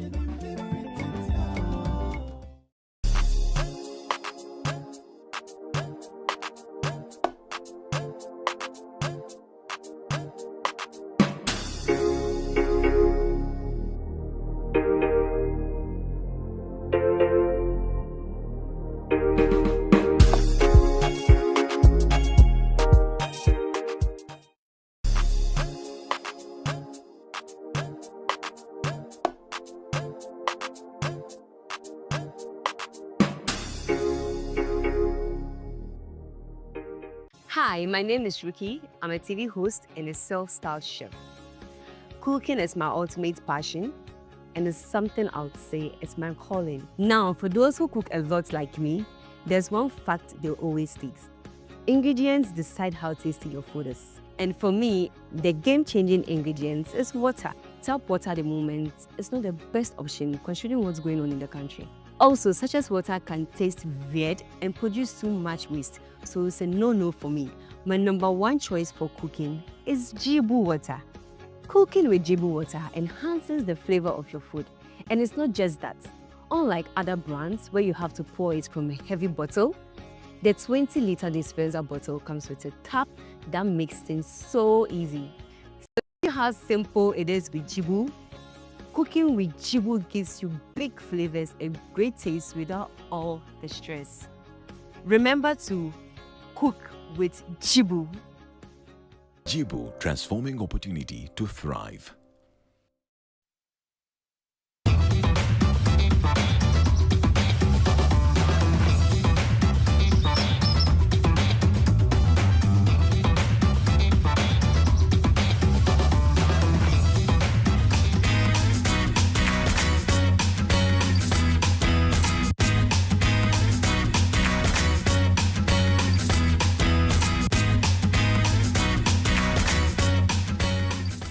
All right, so welcome back from that quick break. This is the AM Club right here on MX24. My name is Kojo Dasubra. Time for us to get into the plug.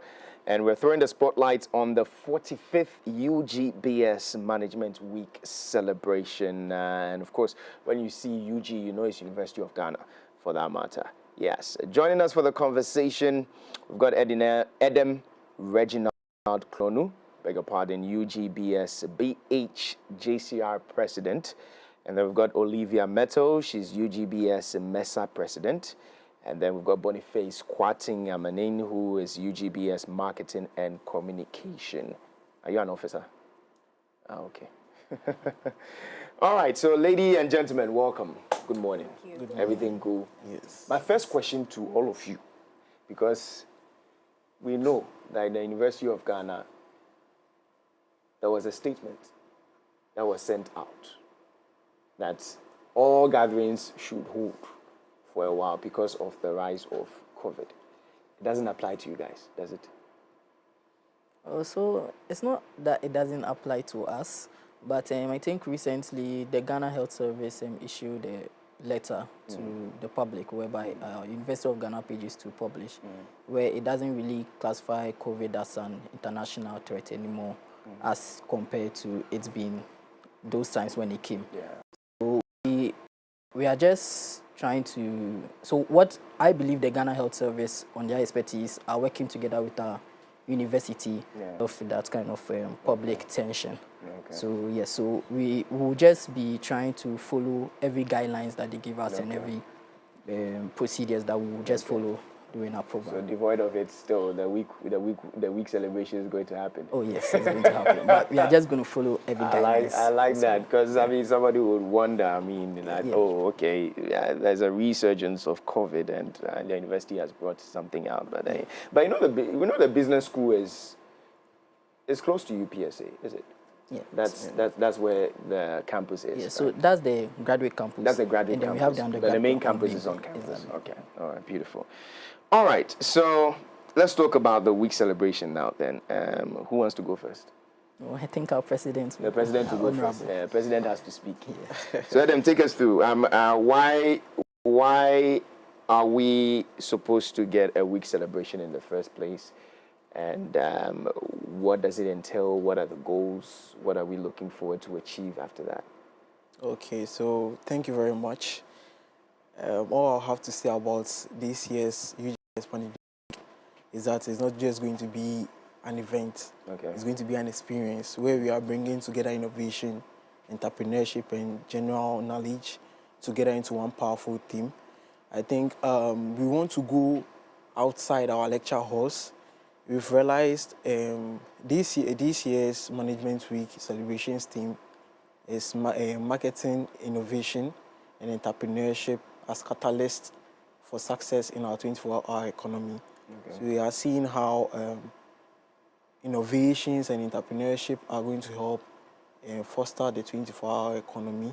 Yeah, so there would be people from the top the industries, successful entrepreneurs, and also professional, experienced professionals who are also going to mentor us and also guide us on how to go about with all these things.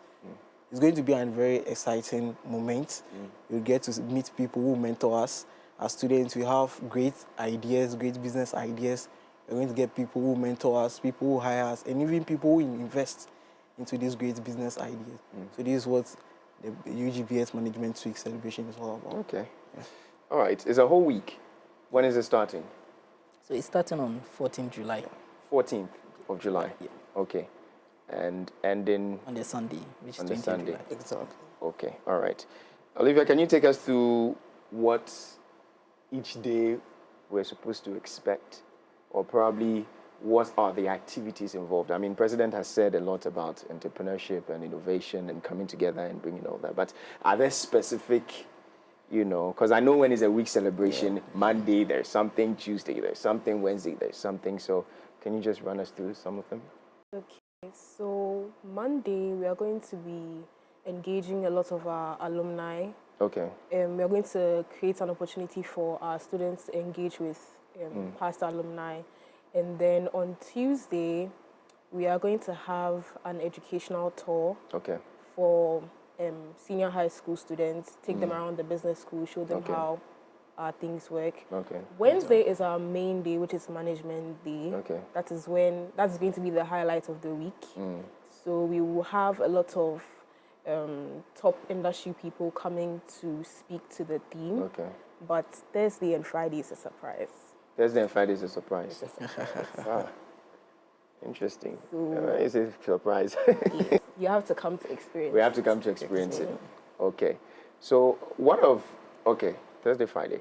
And Saturday, because we're ending on Sunday. Yeah, exactly. So Saturday, is it the entertainment side? Exactly. Yes, of course, we always put the entertainment last. The Sunday is like the Thanksgiving. The Thanksgiving. Okay. All right. Okay. Someone will say, okay, this is UGBS. if maybe I'm not even part of the department, you know, the university is quite big. I'm in a different department and all that. Some people will say, okay, because it is UGBS, maybe they are doing their own thing, so maybe we cannot be a part of it. Or somebody who is not even part of the University of Ghana, but is in a business school somewhere in another school or in another university will feel like, oh, University of Ghana, you know, you cannot be. Is that the case or is open to everybody? Oh, so it's open to everybody. So in instances like this, the UGBS, we normally spearhead these kinds of student engagement and stuff. And I know most other departments too in the community, they really know that UGBS kind of spearhead these kinds of stuff. So it's an opportunity whereby we open our arms to other departments too as well. You know, in this country, sometimes you might be studying this, but it might turn out to be that. So it's an opportunity for other departments to come along and also get knowledge from our industry people who are coming on board to learn something from it. And I know very well that UGBS students, we are not too know, we are actually very open, friendly, and so we have a lot of things to share to the university community and the public. Anybody at all who wants to pass through is invited. All right. Rightly said. So 14th of July, so it's happening at the University of Ghana? Yes, at the University of Ghana Business School. Okay. All right. And it will be ending the next Sunday. Okay. Any other details that I need to know? Or we need to know? So I think maybe what I would just want to say is to highlight more on the team. So the team, aside it being, is mostly going to set on marketing and entrepreneurship. Because what happens is that the management week is something business school we hold annually. And this time it is the marketing department of the business school that is spearheading it. And for this time, for the marketing department, we want to try and talk about how innovation, technology is going to drive marketers and entrepreneurs within the 24-hour economy. So, you know, our president talked about the 24-hour economy. So we are trying to bridge the gap between professional... Not to cut you, I was about even delving into that because somebody would say, hey, 24-hour economy, maybe it hasn't been implemented. We've heard that. You know, it would, by that time it would have been implemented. So yeah, most definitely. But you know, somebody who has a political affiliation will be like, hey. So it's just something that we, the University of Ghana Business School, also want to take up that as a challenge, and where this is mostly focused on marketers and entrepreneurs. Yes. So it's basically we are looking at bridging the gap between professionalism and academia and how we are going to leverage these technologies in running a 24-hour economy. You know, people come up with great ideas, business ideas, and they have to try and stay on top of the competition because now people don't, should I say, they don't really sleep. You have to find a way to be marketing or showcasing your products, whether you are asleep or not asleep. And this is where we are looking into. So even in marketing like this, we know about digital marketing nowadays, where we are coming up with marketing strategies from the traditional 9 to 5, whereby we are doing social media campaigns, influencer actions, and even AI-driven campaigns, just to make sure that we get our message out there wherever and whenever. All right. President, your last words to your people who are watching you. Someone says when you say last words, it's like you are going to die. Your final words, put it that way. Okay, so to each and every student out there, whether you're into accounting, marketing, HR, whatever, even outside the business school, this is your opportunity to come and learn, connect, and network. Let's all come together and make UGBS Management Week 2025 a memorable one. Thank you very much. Thank you too. Olivia, do you have anything to say? Yes, I would just like to add that within our theme, we are focusing on marketing, innovation, and then entrepreneurship. So it's very important that students within the department try as much as possible to make themselves a part of the conversation, because all these reforms will end up having an effect on them, and even how they decide to whatever career they decide to enter. So during this management week, I'd like to advocate for as many marketing students as possible to involve themselves, get involved, become part of the process. Let's talk and let's make it successful. Most definitely, let's make it successful. It is. So it is the 45th UGBS Management Week Celebration. So on the 14th of July, please come in your numbers, be a part of it. If you happen to be a student, as you are part of the business school at the University of Ghana, be a part of this, all right? This is your own thing. And how much more people who are out there, you need to push yourself into it so that at least others could see it and then they can be a part of it, all right? So thank you very much for coming through, and we'll catch you on the 14th of July. Ladies and gentlemen, still locked into the very best right here on MX24. Quick break. When we come back, it will be time for us to discuss national politics, the issues, the nitty-gritties here and there, what is on the topics. Yes, we'll be getting into our news review right after this. We'll be right back.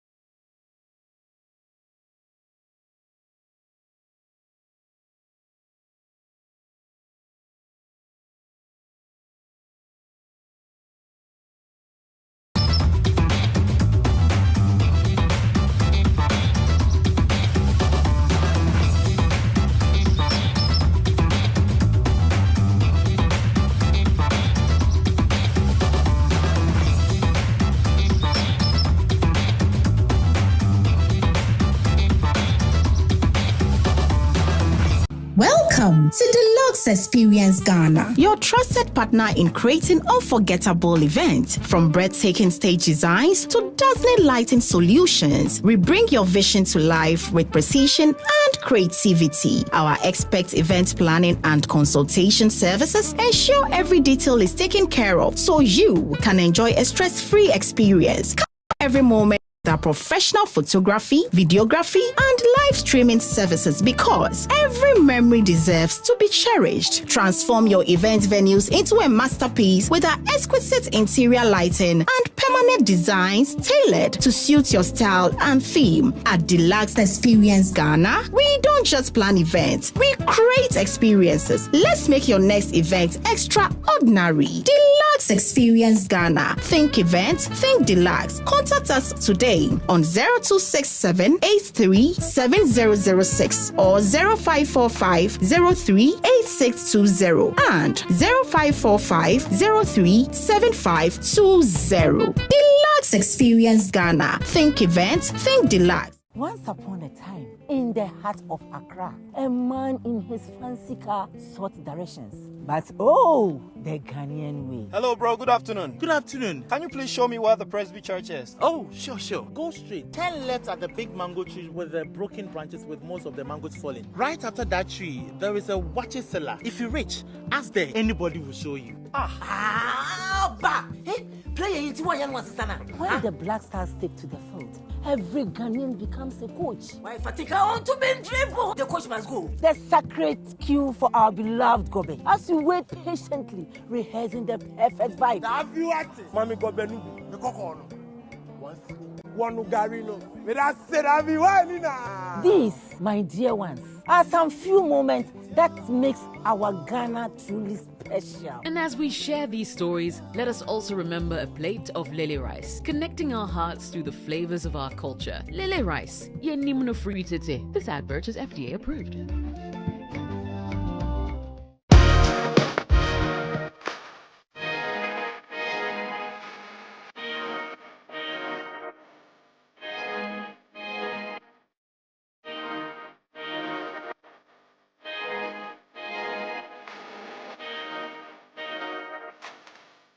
The all-new season of your favorite evening talk show is here. You need to work to be able to get what you want. Get what?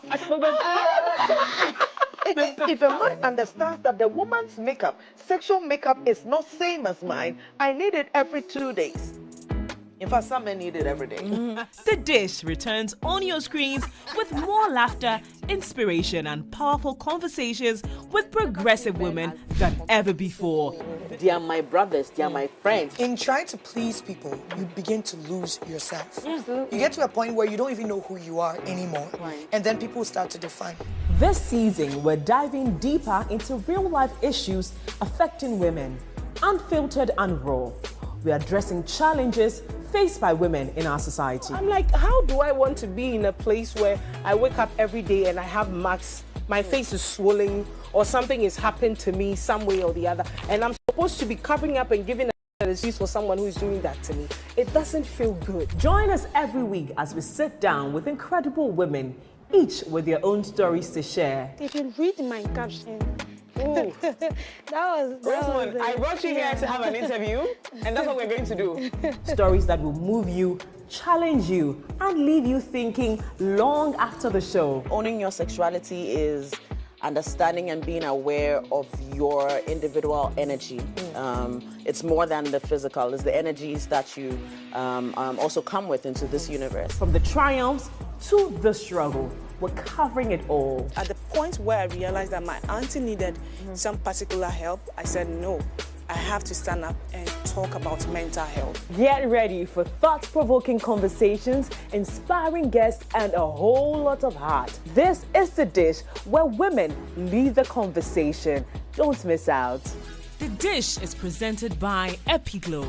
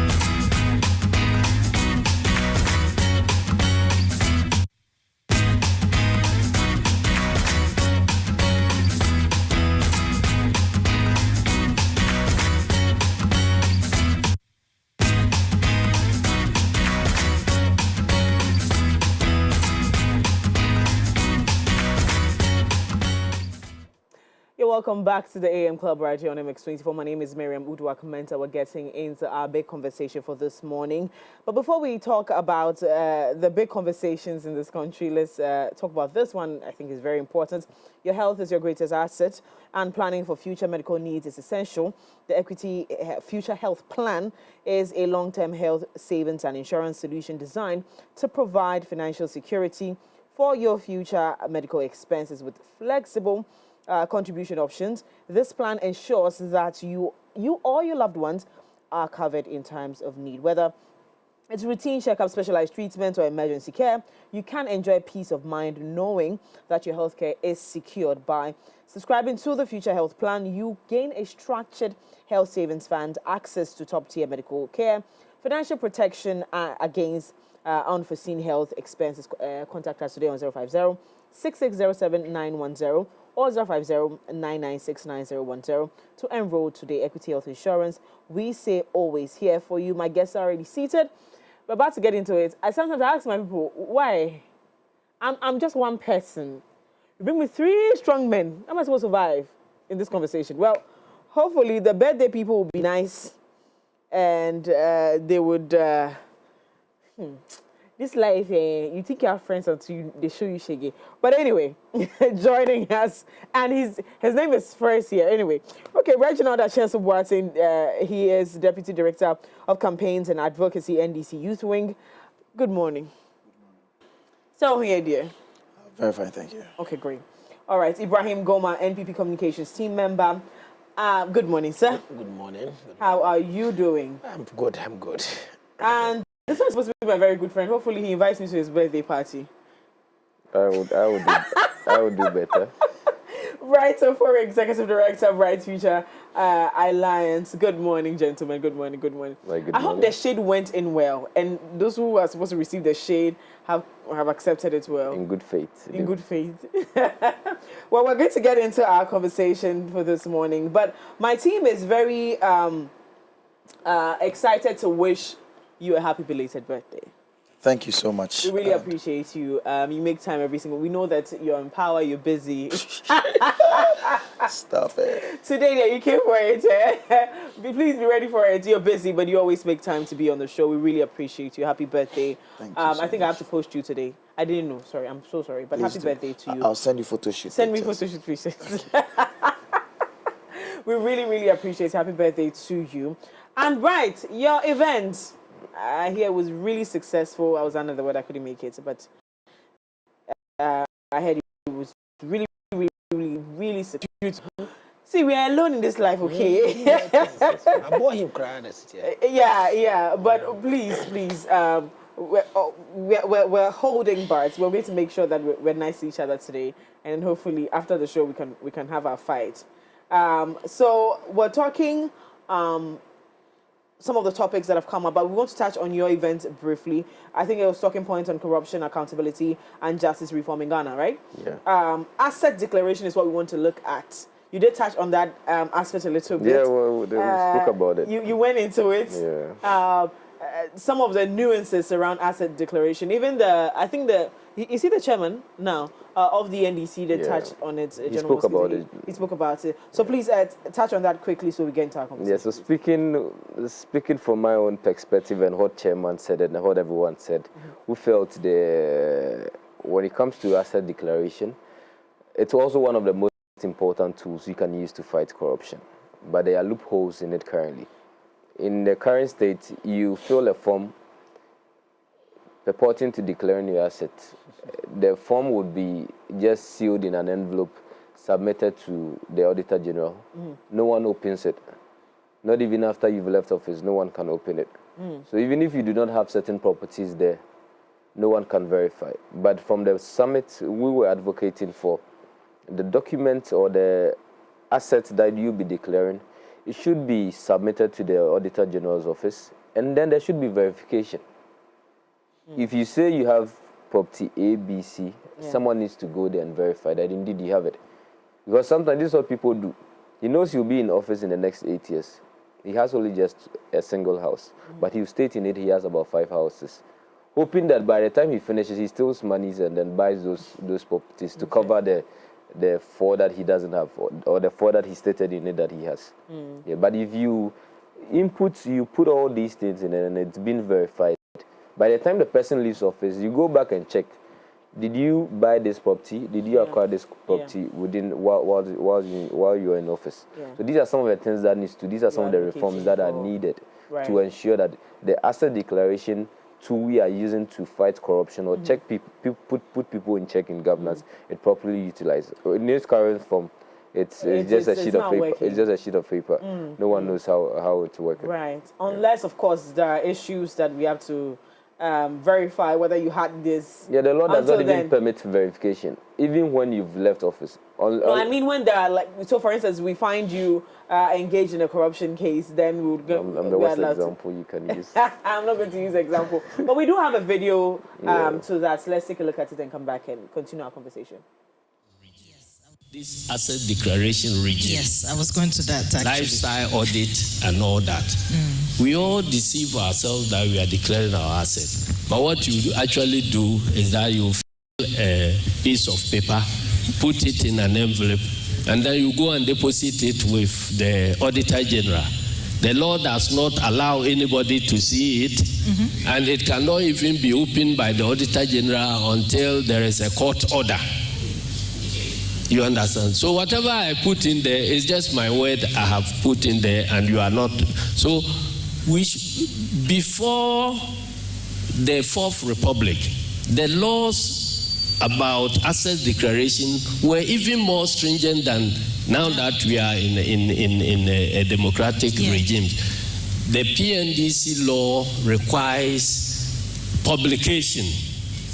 After the declaration, you must publicize, and then there must be verification. So if I claim to have one house, it must be published that I have one house, and then somebody should go and verify where the house is, so that society will be certain that I have one house. But this type of charade where you just fill a piece of paper, put it in an envelope, go and deposit it somewhere, and we say we are happy that we are declaring our assets. We are not declaring anything. We haven't declared anything, says Chairman. Now, so again, this is a big conversation. I would have maybe the latter part of the show, I'll have the gentleman speak on it quickly. So, but again, congratulations on your event. I think this is a very important conversation that we need to have, and so we'll see if there are going to be some changes in that structure. But Augustine says, I should especially wish you a happy birthday for him. So Augustine Kobe to saying, that's my producer. He says, happy birthday to you. Thank you so much. Yes. Okay, so now let's get into our conversation. Let's get into it. So first, we're looking at Chief Justice Sokonu's response to her trial. She states very important points in her press conference. But I will start from where she says she needs to be fairly heard. And so in that, she would rather her entire trial is, or the investigations around her is public. Is made public, and there are a lot of people who are agreeing to this, that listen, if there's nothing to hide, and if the structures permit, why not? But I'm gonna start with you, Reginald. What do you make of this request from Madam Tokonu? Sorry. All right. So good morning, to your and listeners nationwide. I think that this is a very important. Like we have sat here to discuss over the weeks, ever since this story started. I think that the Chief Justice. As a Chief Justice of one of the major arms of government. Absolutely. And this is usually our last resort when issues arise. And so what it means is that there are procedures if you want to be heard. One of the things that the Chief Justice, her position made it look like didn't have any other thing to resort to. Meanwhile, we have clearly sat here to agree and to understand that the procedures that are being followed currently is enshrined in the Constitution under Article 146. So there's no way the President or the Commission has even erred. And so if she has any issues with it, it is just right that she goes to court with it. And there's been instances where she has decided to resort to the court. Just that, of course, some of them she has not she has not been successful with it. It does not mean that the court is not in a position to be able to determine all of this. Right. If she thinks that she wants to be fairly heard, she should go to the court.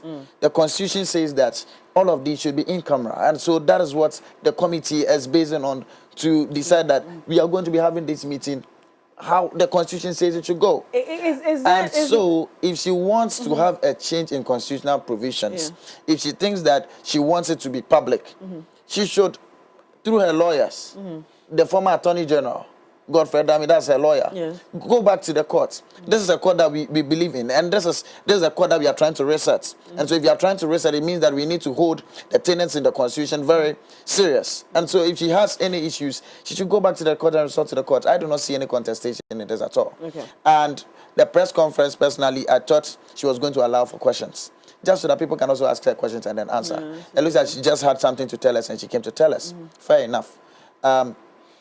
I appreciate the fact that her family was behind her. That is a sign of solidarity.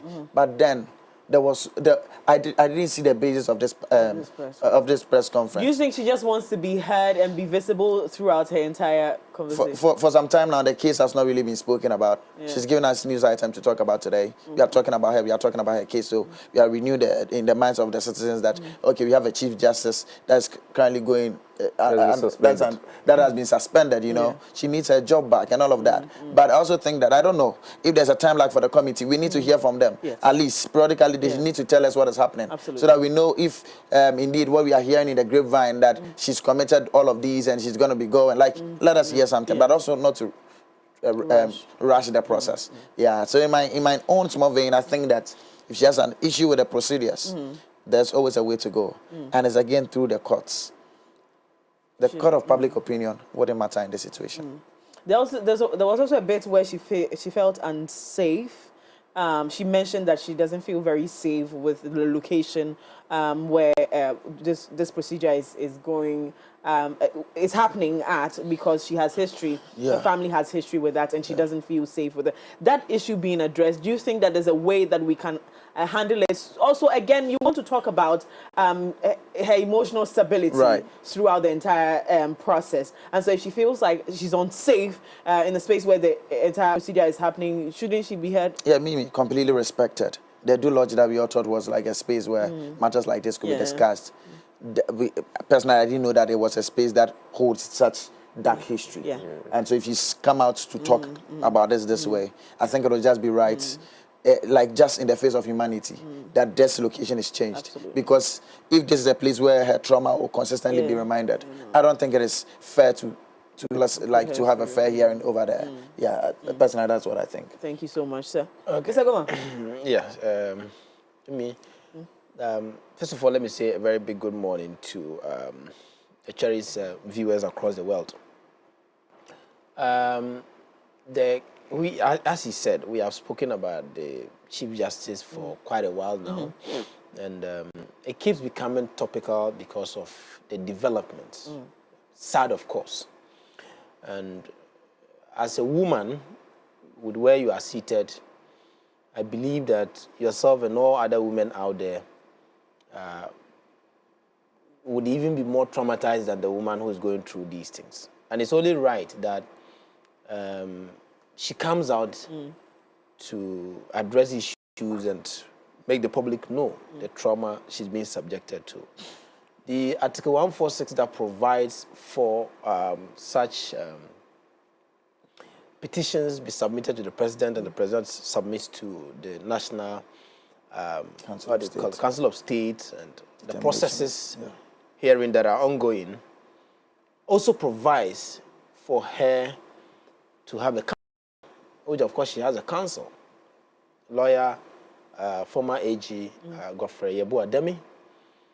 The same provision provides that even in her absence, her counsel can represent her for the hearing. Here is a case, she's raising very grave issues of nobody, even including her counsel, being allowed access to where the inside of where these procedures or processes are ongoing. That's very unfair. And that subjects her to more emotional trauma. Nobody is able to witness what exactly she goes through in that. We are only saying, and her call is not anything so big, that these same people who chastised the court and said the court was all over, today is telling people to go to the same court. She's only right that a strong woman of a caliber comes out here, let the world know for the records, for posterity, that yes, she is a victim of political witch hunting in reference to utterances by the NDC top officials prior to their coming to power, and even after they assumed power. They kept advocating authoritatively that she has to be removed. Nobody, even Lawyer Kofi Bento stated on his Facebook page that every sane person, every serious person who understands our legal processes will not rule out the fact that this woman is being removed politically. Okay.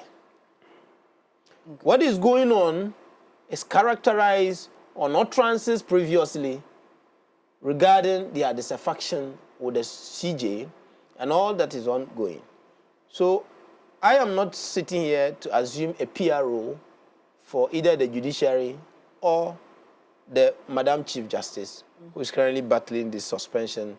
And of course, I told you the last time, they're going to remove her. Nothing will save her because she's being witch hunted politically. I don't think we can draw that conclusion just yet because again, it's a procedure. She would be removed. She would be removed. We wait to see. I'm just telling you that she would be removed. We wait to see. Their national chairman, you see, they have it.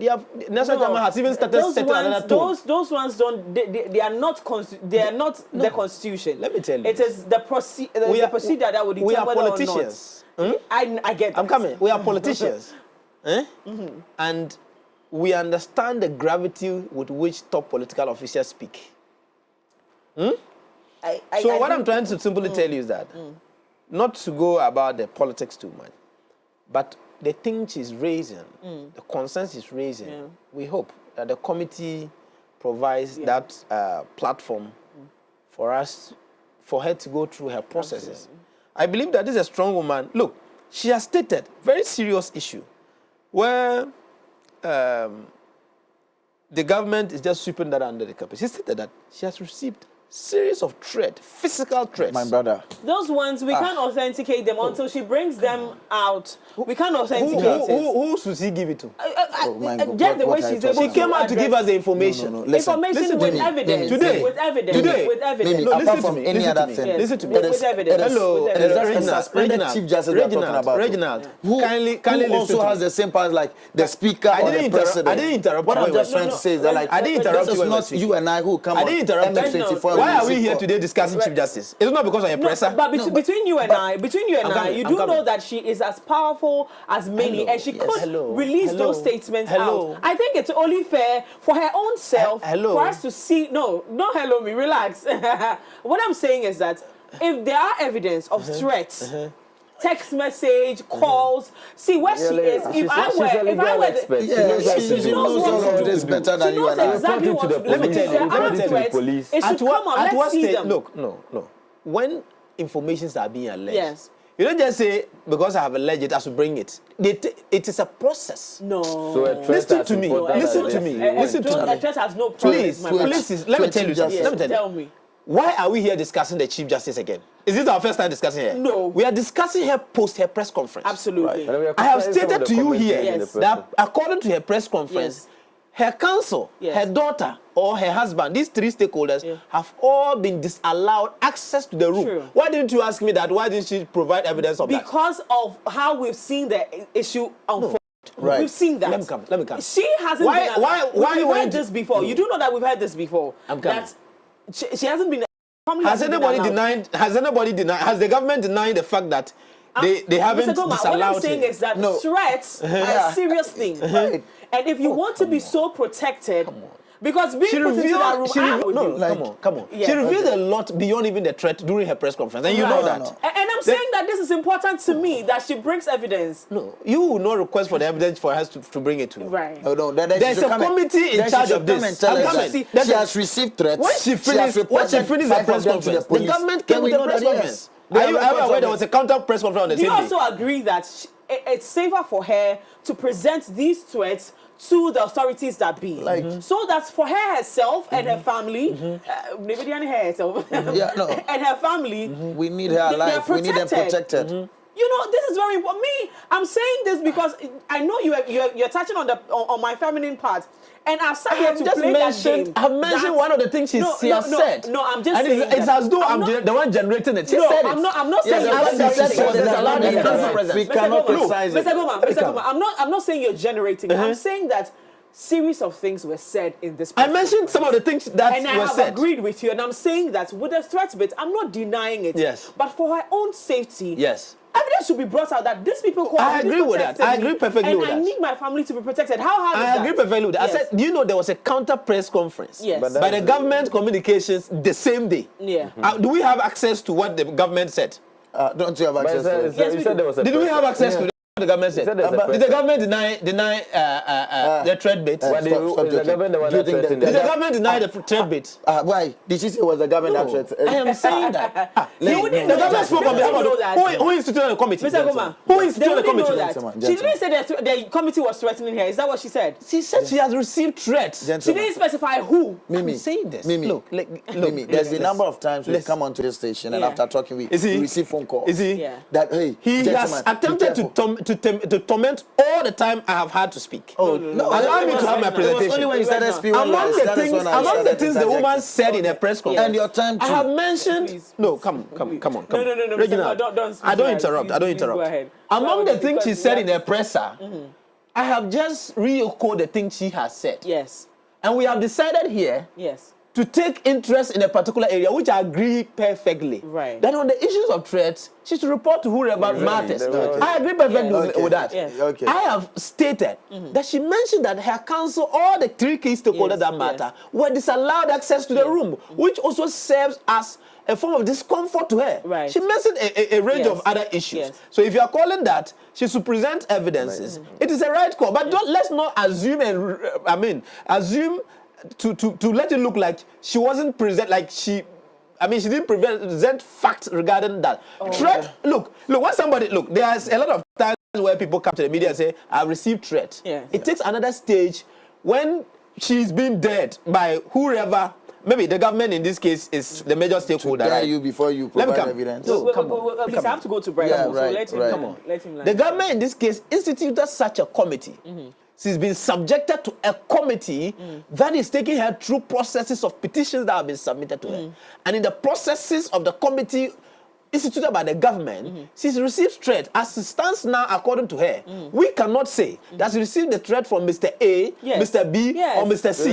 So when there is a call that she subjects or she submits such evidences, I don't disallow it. But let's not rubbish such. No, we are not rubbishing I haven't done that. Please, So, I haven't done that. I haven't done Yes. that. So please, let's not establish that I haven't done that. I'm just saying that the family needs to be protected. I am a woman, and as a woman in that position, we need more women to aspire to be CJs of this country. Right. And so we don't want to create that precedence or set that precedence that when you are there, some men can be put together and remove you and whenever they decide. And they are removing her politically. So I'm telling you that we'll wait for that. Yes. We'll be They here are to speak removing to her. it. So let's educate ourselves here. Yes, please. The processes and everything that has been that she's expected to go through is enshrined in the Constitution. There are laws and regulations, there are processes. As Reginald said, it's an in-camera process, meaning it cannot be made public. Deny her counsel is not part of the process. Secondly, as part of the process, it also stipulates who and who is supposed to be there. The secrecy is not just about bringing a camera inside the room. It also includes those bringing external persons in the room. The president, even the president cannot be part of that process. The president cannot enter the room and be part of that process. And this is not an interview. This is not a vetting where you go with your family members. This is not an event where you expected to have your family to come support you. The process also states that you cannot bring in family members, not even your lawyer. Wow. It's just for you to go through, answer some questions. When you are done, you move. What is she a kid? Respectfully, this is not factual. Even her counsel could have represented her in her absence. Respectfully, it's not factual. Is she a kid? Is she saying today she cannot speak a whole Chief Justice, a leader of a judiciary? Today your colleagues are interviewing you or asking few questions from you. And then now you need your family members, you need the whole bus with you before you're able to answer. Do you not think it's based on the fact that, this has been touted a political witch hunt? It's not what people say. It's what the process is. The process is it's just you and then the committee members, people that are interviewing you, asking you questions. If you're not available, then maybe your lawyer can. But it states that you cannot even bring your lawyer to come sit with you. Together with you. That's it. So let's not create an impression. This is the time you need your family to come sit with you. This is the time you need your pastors, your old schoolmates to come and sit with you. You're a Chief Justice, an adult for that matter. You cannot answer a few questions by your own colleagues. These were people that you were even ahead of. They are asking you a few questions. Just go there and answer. And as I always say, law has there's no place for emotion when it comes to law.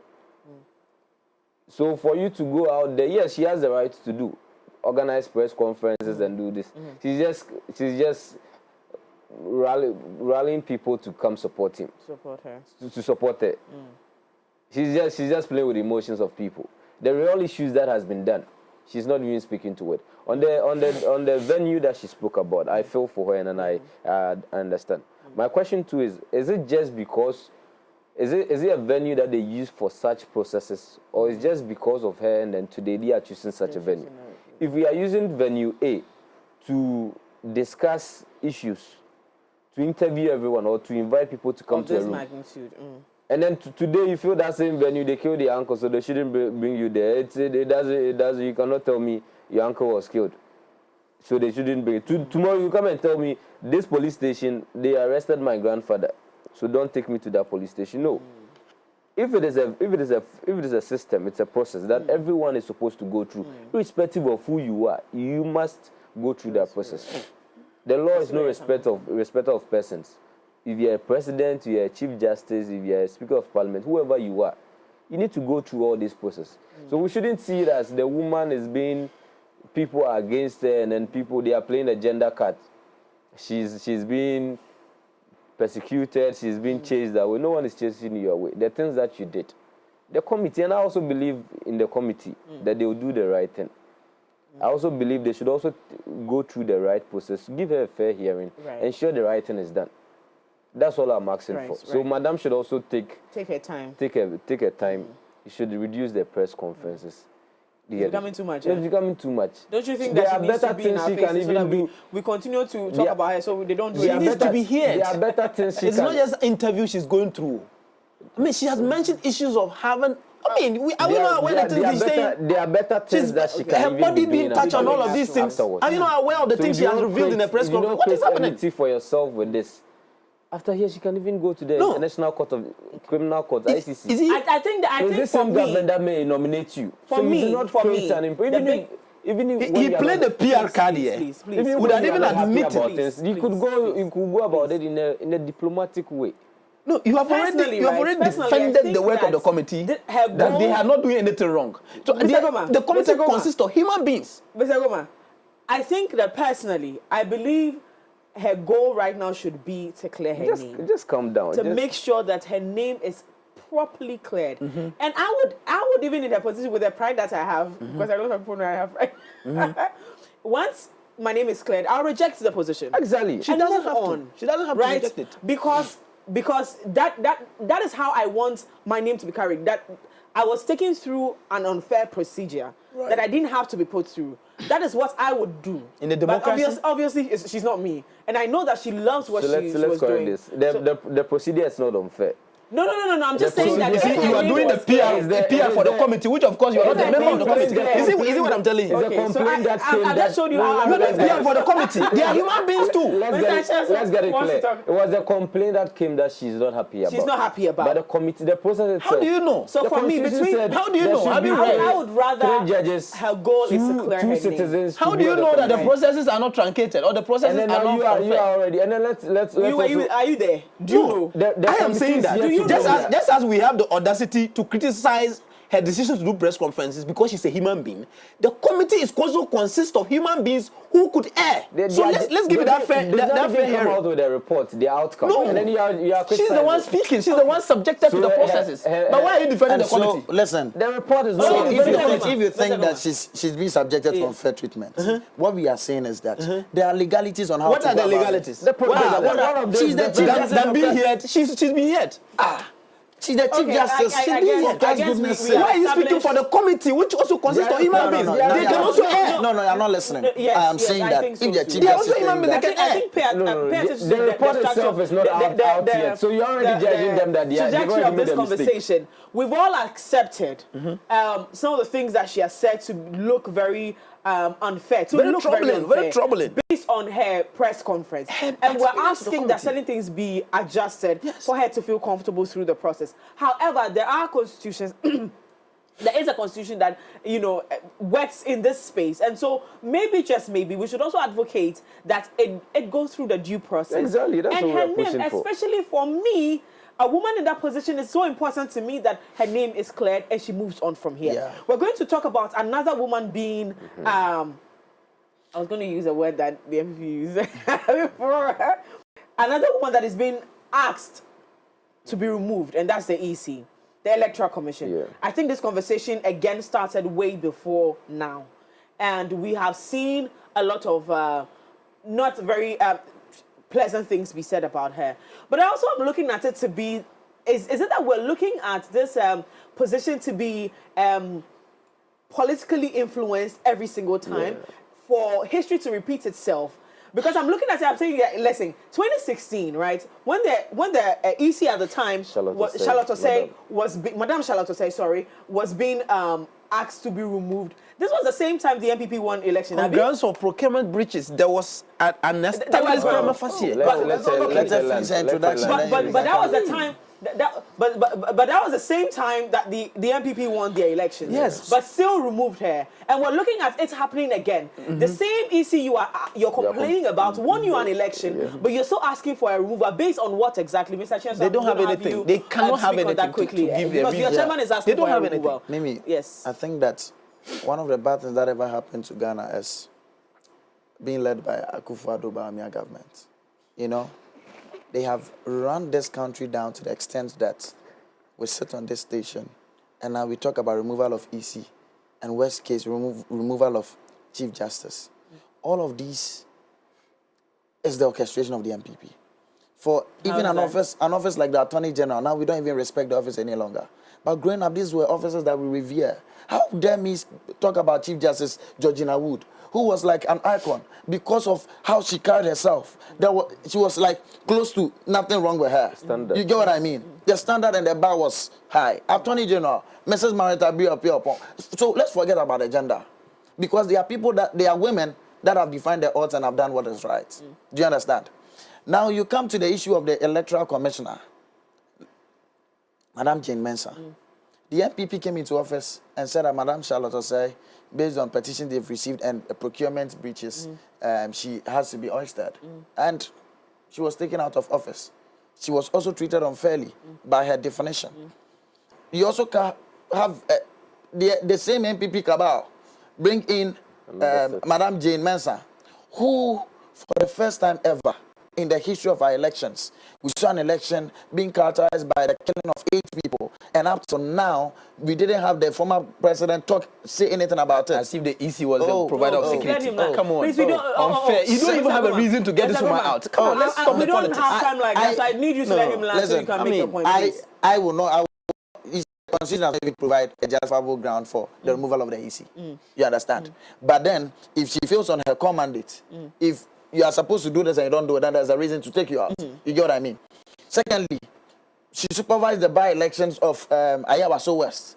That led to series of unrest, but there was nothing being done. For the first time in our history. To be blamed. I am not. Okay. Don't worry. Maybe you don't want us to continue the conversation. You can continue. So we are going to wrap up. Thirdly, for the first time in our history again, we had a group of people disenfranchised in an elections. Santro Kofi Akpafu, Lolo, the South constituency, they were left without a representation in parliament for 4 years. And we had an electoral commission that couldn't do anything about it. Fourth, we have an EC that up till now, the NDC says the MPP had 38%. The MPP will come and say, no, we had 41%. Up till now, what is the right election results of the 2024 election? The EC website. Oh my goodness. He hasn't visited the website. See, do you know what time it is? I'm going to jump you. Since you have made your point, I'm going to go to Bright. Number five. Up to today, after over 6 months of handing over, Ablekuma North does not have a parliamentary, a member of parliament. And you are doing this. And you have an EC that is still sitting in office. We have this same EC number 6, appointing MPP persons into high positions in the Electoral Commission, when the Electoral Commission is supposed to be neutral. But you have people that have contested for positions and she was still appointing them. We have CSOs calling for her, she wouldn't listen. And so I do not have any strong desire why she should remain in office, personally. Okay. But I also think that in the midst of all of this, she was at least able to organize the 2024 elections safe and sound. I mean, I'll commend her for that, because before that, the commentary ahead of the elections suggested I was going to be cruel and all of that. But she did well. Just that her performance has not been up to standard. So, go briefly. So Reginald has started talking about the EC, and he's not been able to provide a single justifiable reason why. Look, not one. Let me tell you why he has not been able to provide even a single justifiable reason why the EC chair should be moved. Right. Ayawasi was elections. Wherever elections that had to do with killings or not, head of the National Security Task Force for any election in this country. She cannot be blamed for any brutalities at any election ground. Don't even bring it in any conversation around a reason to remove the EC. Listen, don't do that to yourself. Don't do that to yourself. I shouldn't do that to yourself. Don't do that to yourself. Listen, don't do that. We are students of politics and we are students of law. The EC should come and stand in front to fight. What I'm saying is, if the EC has elections are being held, please don't interrupt. I will stop not interrupting. I will stop not interrupt you. Let me tell you. Okay. When elections are organized, the one in charge of security of any form of election in Ghana is the IGP. At elections, you have no utter blame against the electoral commissioner who has been able to put her officers in place and all of that. You don't blame her. That's not even a reason. Don't ever say it on any platform. Secondly, sure. And then right, see your quick take on that. We're moving to a very dangerous direction as a country, where it intends to change certain key government officials or the state officials. It happened in the Nanado's time, President Nanado's time, where Charlotte Osei was removed. And it's happening same here. I'm not happy about it. I believe such institutions, OSP, EC, Attorney General, Chief Justice, and other agencies should be free, independent, without any interference. Nevertheless, your independence does not also give you enough grounds to misbehave or do not perform appropriately. So I'm not happy about the change of office. If not for anything, Madam Jane Mensah's ensured 2024 election was successful. It was the same election that ensured he came to power. Absolutely. So and as an institution, they are human. They also make mistakes. So let's look at it. Is the mistake huge enough? What can be done? What is even her mistake? Is it huge enough? You don't have any reason. And I tell you that I said it this single. Don't mention brutalities anywhere again as a reason. Don't mention it. Don't mention it anywhere. These conversations, and so, but hopefully we have dissected and touched. We are announcing it on our platform. We'll be there to make it happen. But to you all, thank you so much for always being a part of the show every single Monday morning. We touch on politics and everything that matters to this country. My name is Miriam Uduak Mensah. See you again tomorrow. Have a good morning.